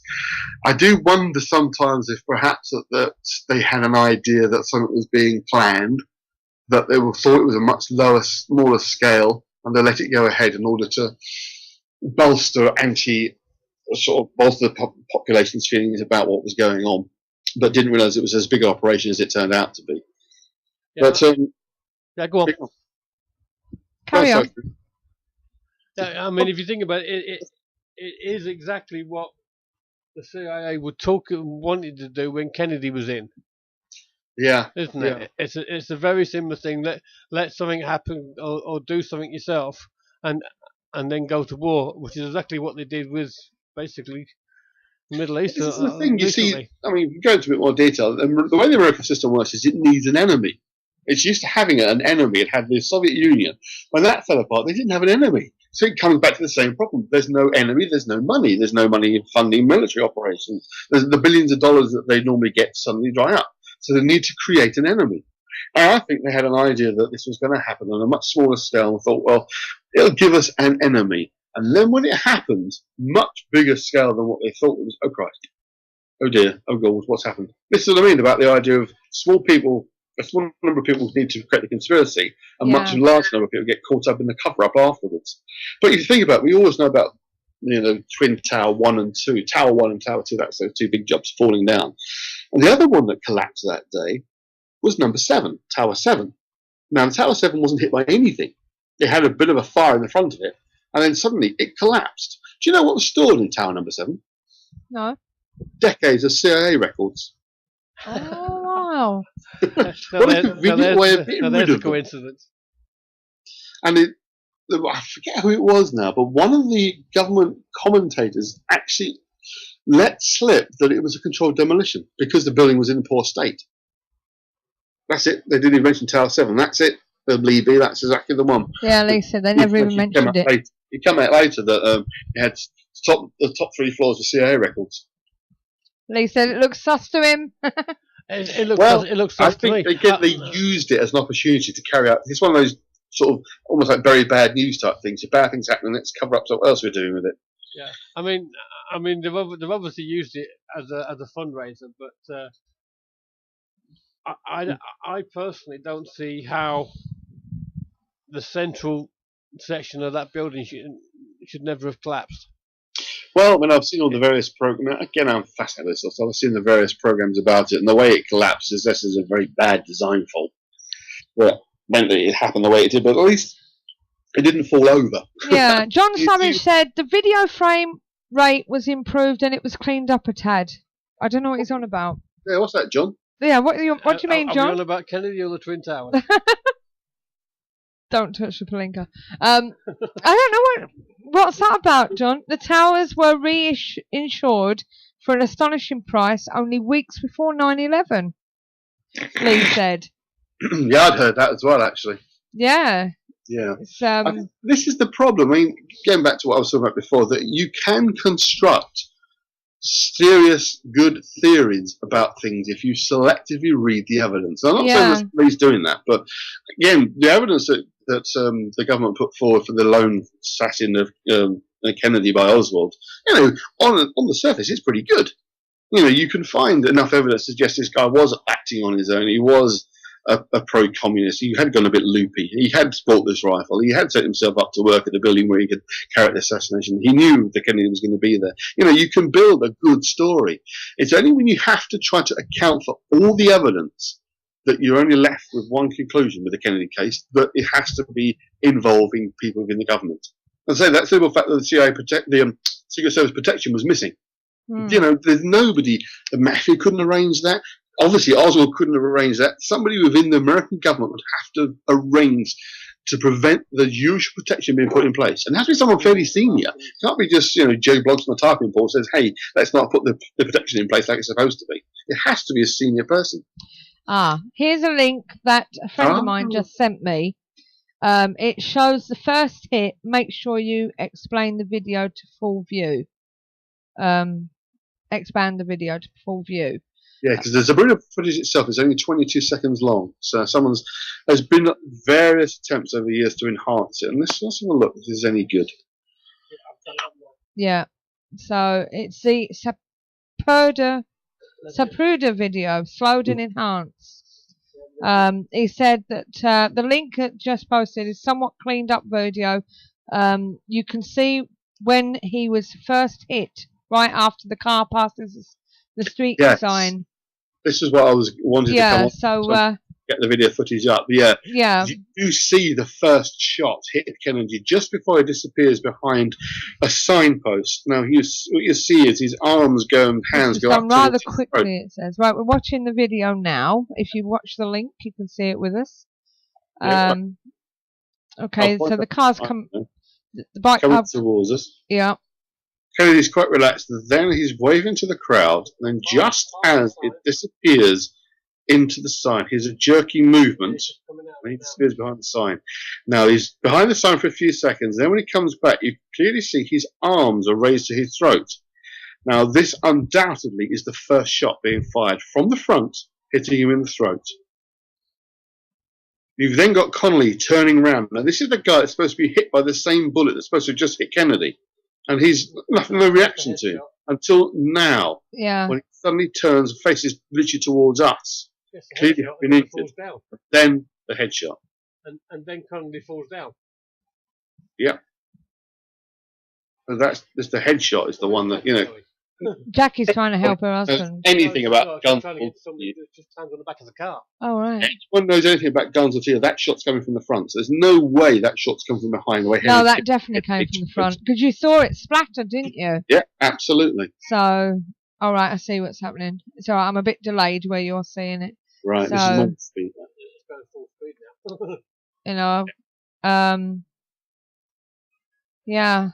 Like I said before, it had to be at least two shots from the front. The first one, as I say, is the one that hits him in the throat, which probably happens just as the car goes behind the sign. Now, you have to be very quick to spot it, but there is actually a man standing on this side of the road holding up an umbrella. Yeah. Now, this is a clear, bright, sunny day. And yet the man umbrella up. And apparently, again, you can see it in some of the footage, and witnesses said it. The guy, the first time Kennedy's hit, as his arms got to his throat, the guy then pumps the umbrella up and down, as if to say, no, you need to fire another shot.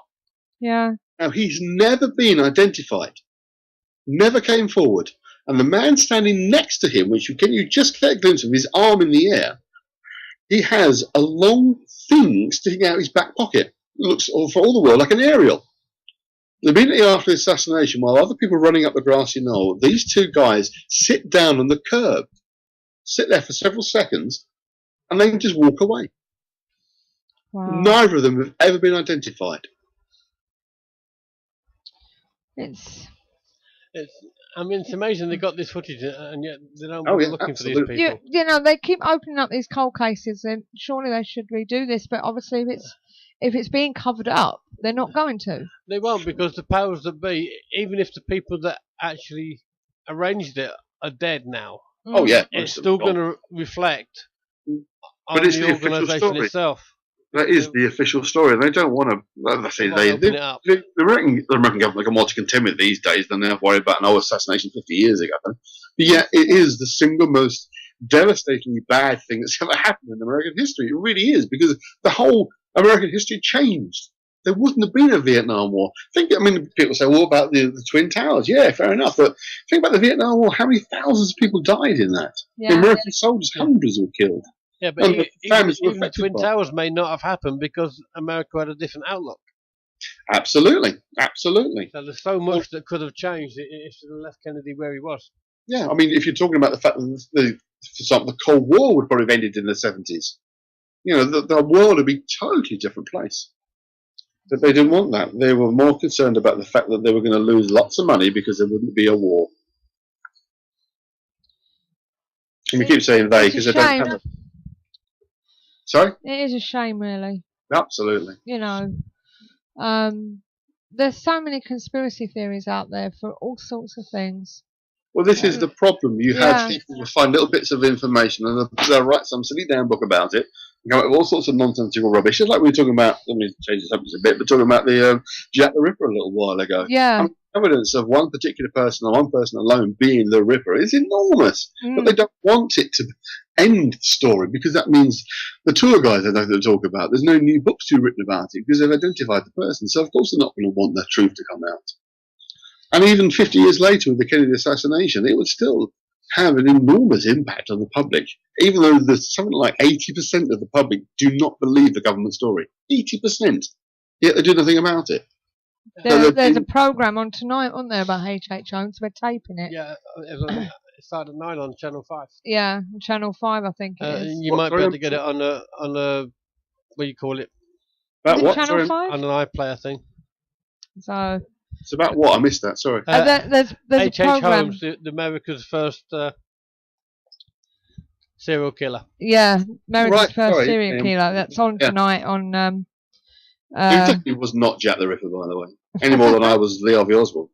Well, they're just talking about the man himself. Apparently, he was the first serial killer. So yeah, they're not. I don't think they're going into the Jack the Ripper thing. Just the thing. No, just what he did in just America. what he did in America. Yeah, I know that the guy you had on. Unfortunately, I missed it because I had exams to sit. But he was trying to link Holmes with Jack the Ripper, wasn't he? Yeah, because he was thinking that maybe when he came over here, I think maybe. I don't know. Well, they know Holmes was in England at the time. Yeah, so maybe he copycatted. And from what he was saying, a lot of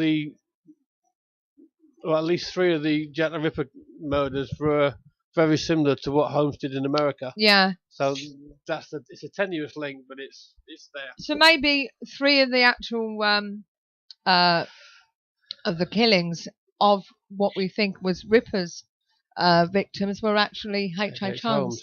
Using the Ripper as a cover-up and not the other way around. It's quite possible. Absolutely not. But you never know. You never know. I'm giving another scenario. I mean, I'm sticking to my guns there. Absolutely not. I used to live in the area. I mean, that's the 2 things that have fascinated me outside the paranormal have always been JFK and Jack the Ripper. JFK and JTR. Both of them have really fascinated me. I must admit, I am interested in Jack the Ripper myself. I'm always watching something or another. It was Aaron Kosminski. It was a poor the From Hell one, don't you, babe? Yeah. It was a poor Polish Jew. That's who he was. Psychopath. Yeah. Jack the Ripper was the first time the term psychopath was actually applied to anybody. It was Jack the Ripper, which is quite good. So that's why he was the world's first psychopath, because he was the first person to be called a psychopath. Yeah. Not that he was the world's first psychopath, because it's been for our history. But I suppose we wouldn't actually be what we are if there wasn't conspiracy theories, because they're everywhere, aren't they? Absolutely. I actually think conspiracy theories are part of the human condition. Yes. We're built to question every bloody thing. Absolutely. That's what absolutely. We're do.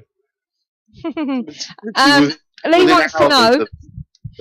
Have you ever read Jack the Ripper, The Final Solution by Stephen Knight? We passed the children's watershed pile of shite. Absolute rubbish. It was invented by a man called Joseph Gorman. The whole story. He wanted to claim he was descended from Walter Sickert. He made the story up. Stephen Knight completely swallowed every bit of it. And not long afterwards, after Stephen Knight died, he actually admitted he'd made the whole thing up, and Stephen had swallowed it lock, stock and barrel. Yeah, Lee agrees with you.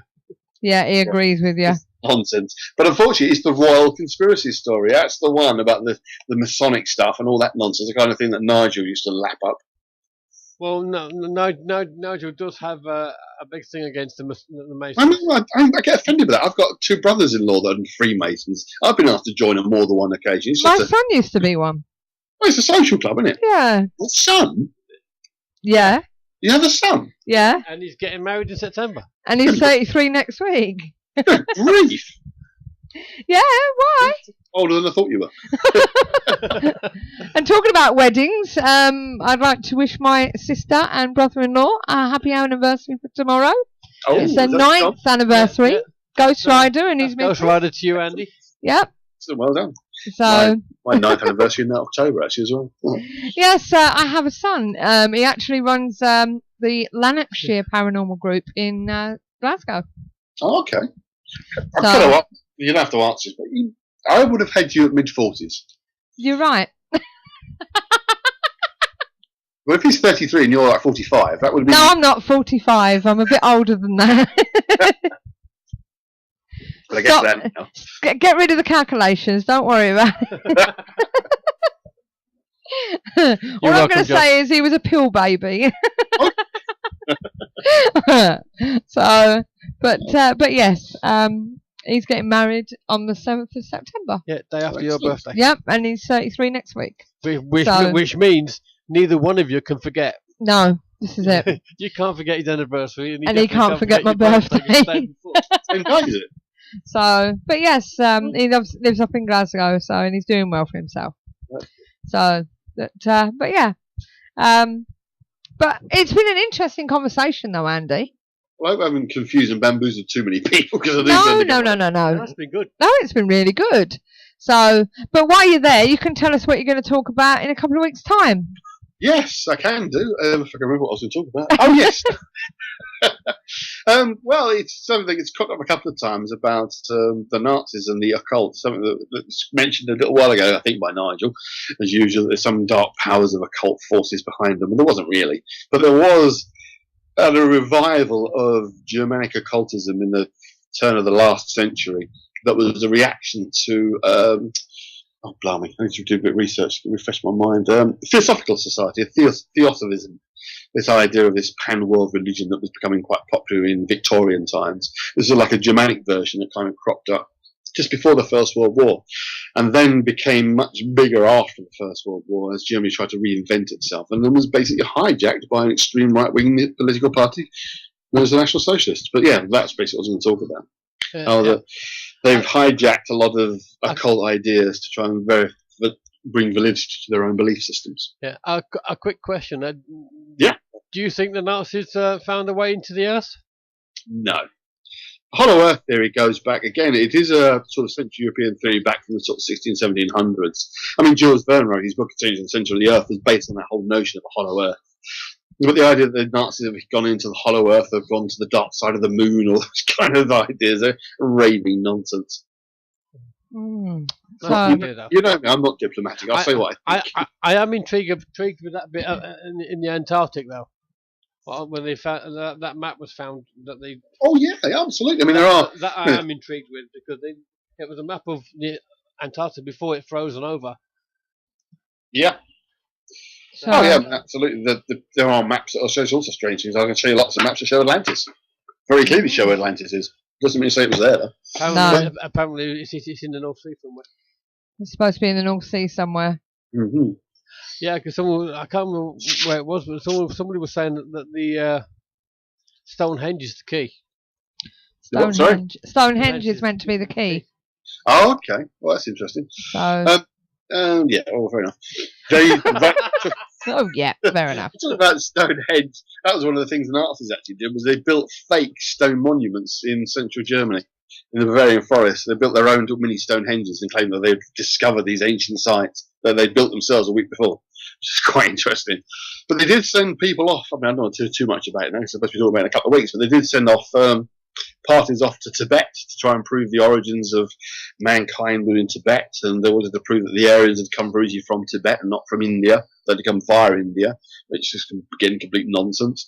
Trying to find Shangri-La, trying to prove that existed. It was Shangri-La, eh? Indeed.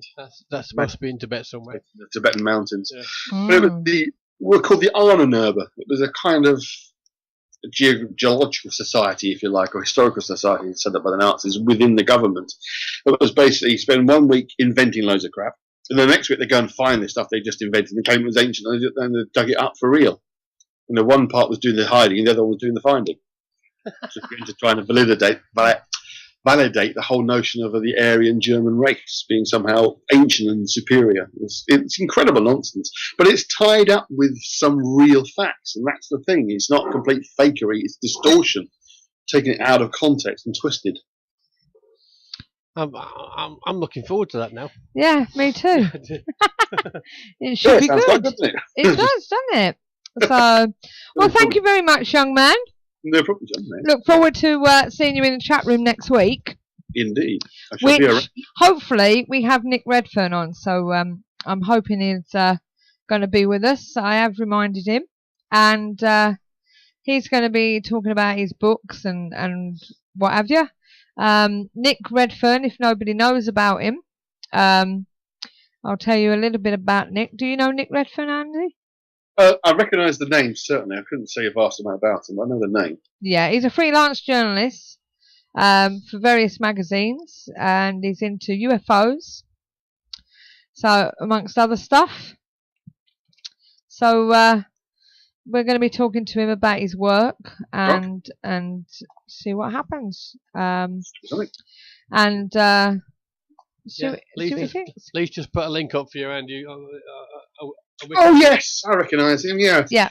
One of my favourite shows. I love it. He talks Yeah, about so I'm hoping ancient astronauts, and he's on that fairly. I'm regularly. hoping that he hasn't forgotten. So, you know, but as I say, I've messaged him to remind him. But let's hope he hasn't forgotten. But I'm also going to be talking to him about the lair of the beast seeking the British Bigfoot. So see what he has to say about Cannock Wood as well. My neighbour. It says Cannock Wood on there, actually. So, what I've just read. There are woods there, so yeah. You could call it that. The Castle Ring in the county of Staffordshire, located near the village of Cannock Wood. So, we're going to be talking about all that sort of stuff. John says, a very interesting topic you talked about tonight, Andy. Thank you very much. Cheers, John.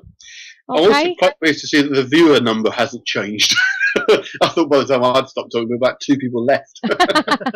Yeah, I must admit, since a certain show started recently, our numbers have dwindled a bit. Well, but, I did tell you about the other show, so I wouldn't worry about too much.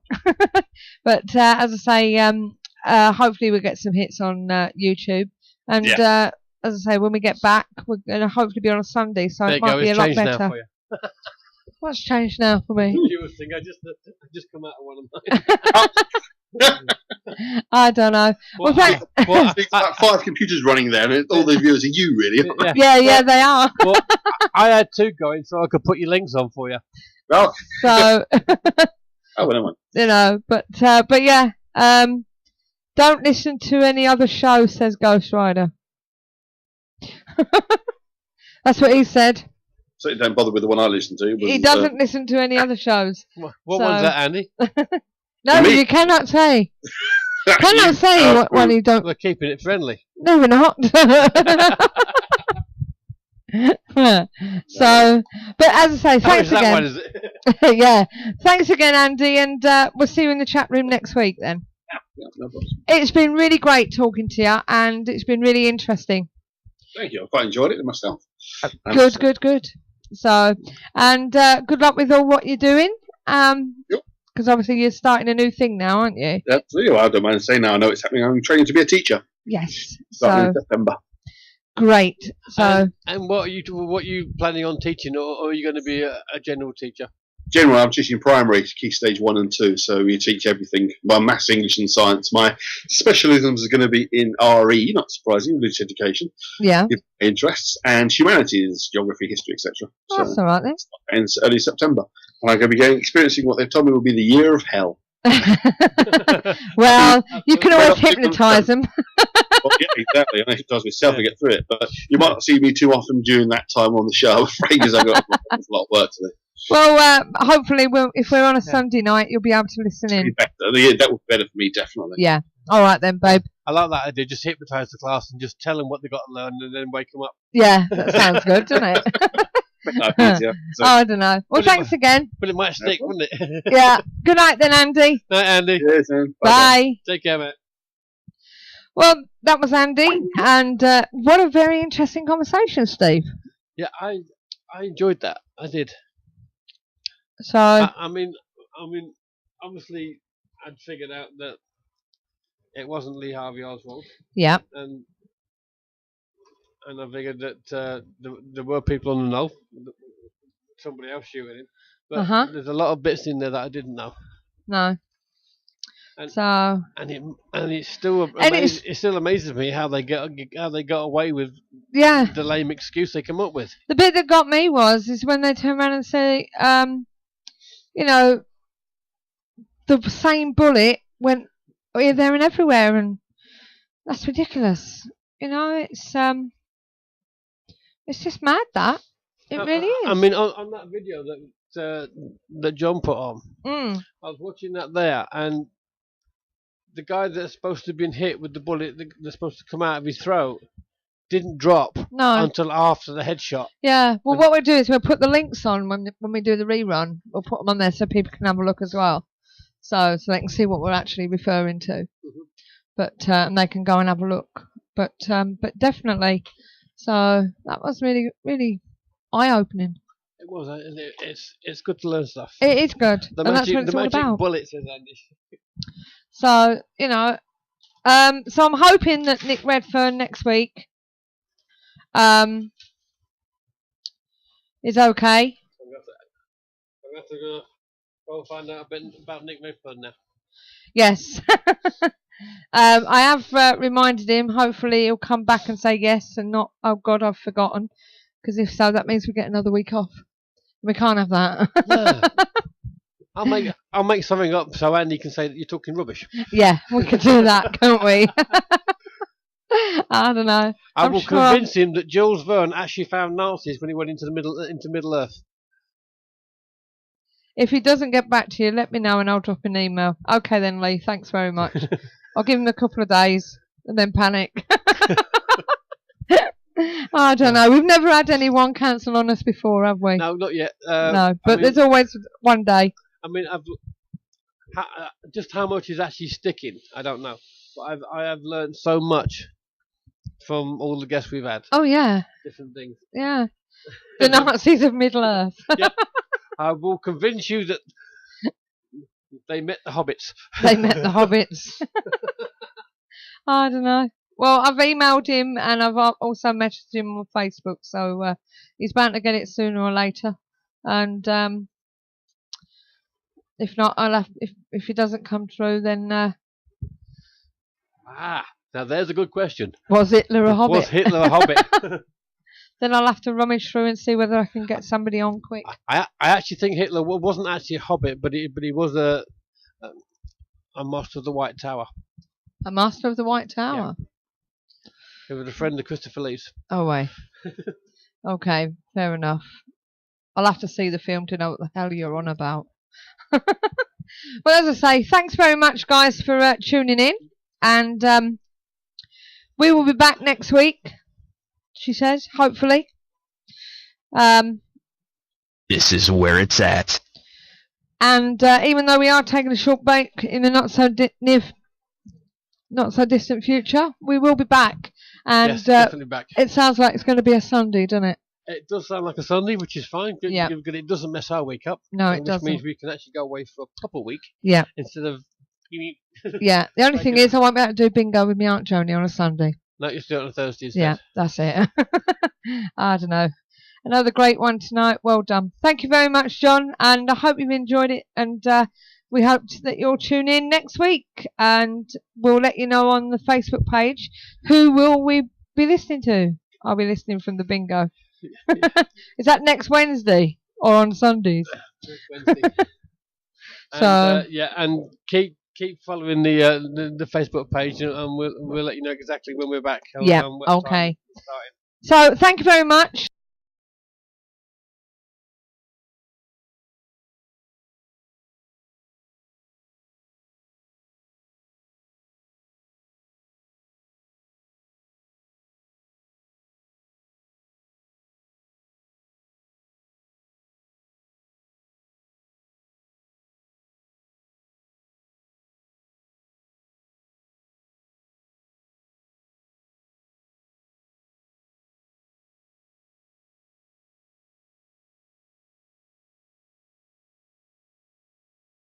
And on Sundays, he said. Until next time, you can't do that.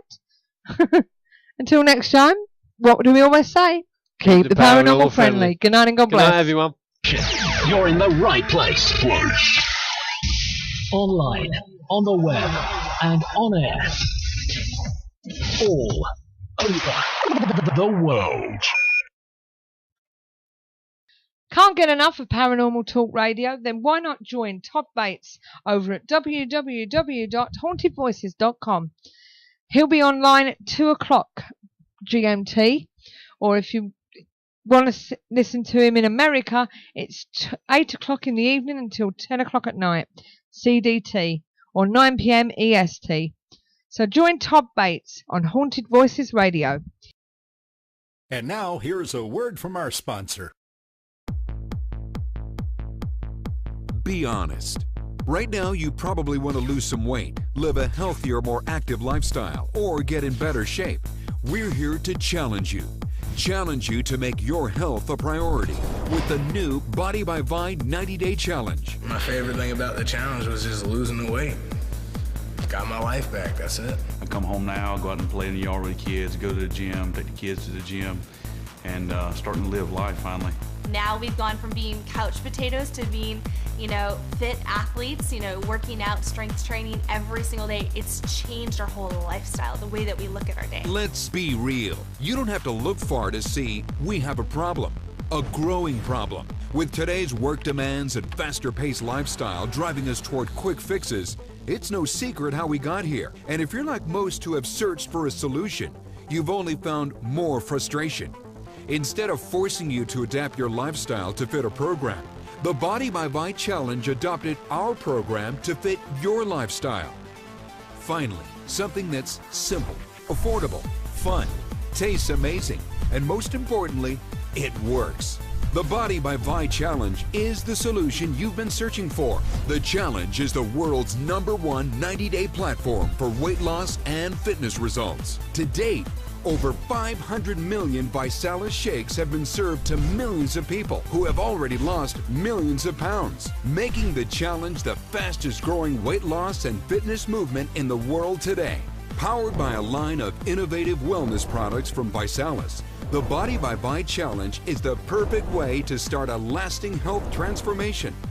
First, you set a goal. Then, select a kit and enter to win. It's that easy. And in a minute, you'll learn how you can even get your kit for free. Let's talk about your goal. If you were to set a 90-day health goal right now, what would it be? Lose some weight? Shed some inches? Run a 5K? Build some muscle? Whatever it is, it all starts with you going public with your challenge goal. Then, you'll select one of 5 challenge kits designed to help you accomplish your goal. The centerpiece of each kit is the Vi-shaped shake. With a scientifically proven formula, thousands of healthy and delicious ways to mix it up, the Vi Shake is easy, affordable, and tastes amazing. And since it's a healthy meal replacement, the challenge can actually save you money on your eating out and grocery bills. Challenge kits are so simple, convenient, easy for a person to take, and it gives them all the nutrients they need to keep their body functioning at the peak performance level. You can have even more fun and nearly triple your chance of success when you do it with others. That's why ViSalus created the 3 for Free program. That helps you get your kit for free when you refer 3 others to take the challenge with you. Last year, over 400,000 free kits were awarded to people on the challenge. Do you want your kit for free? The 3 for Free program just allows anybody, no matter what circumstances they are, to get their product for free and get healthy at the same time. I absolutely love the idea that we can get our products for free if we just ask 3 people. And new in 2013, it gets even better. Having helped millions find success, we're so confident that we've added a new 90-day money-back results guarantee. Save money.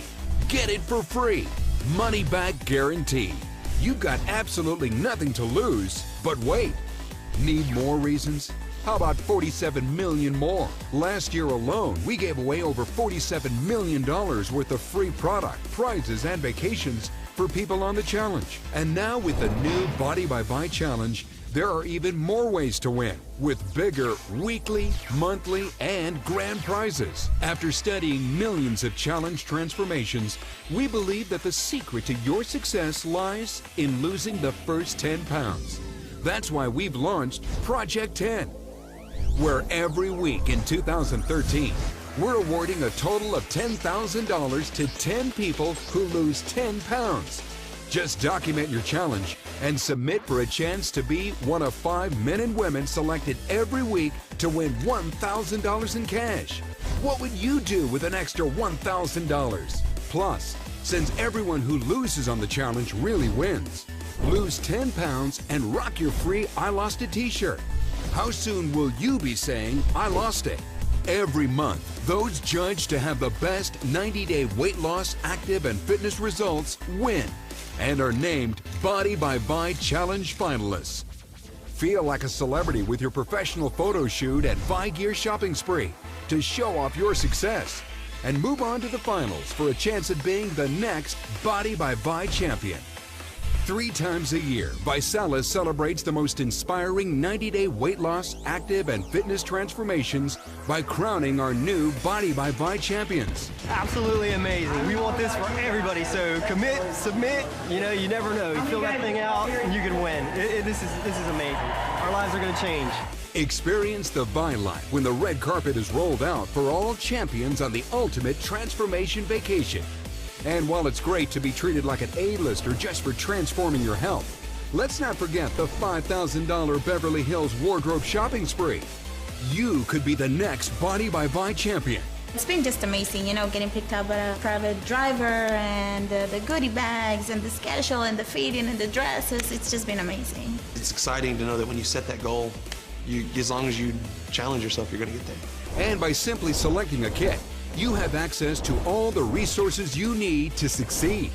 Take the challenge, and you'll realize it's not just about what you have to lose, but what you have to gain. So, set your goal, select your kit, enter to win. Talk to the person who showed you this video to learn more or to be invited to a challenge party near you.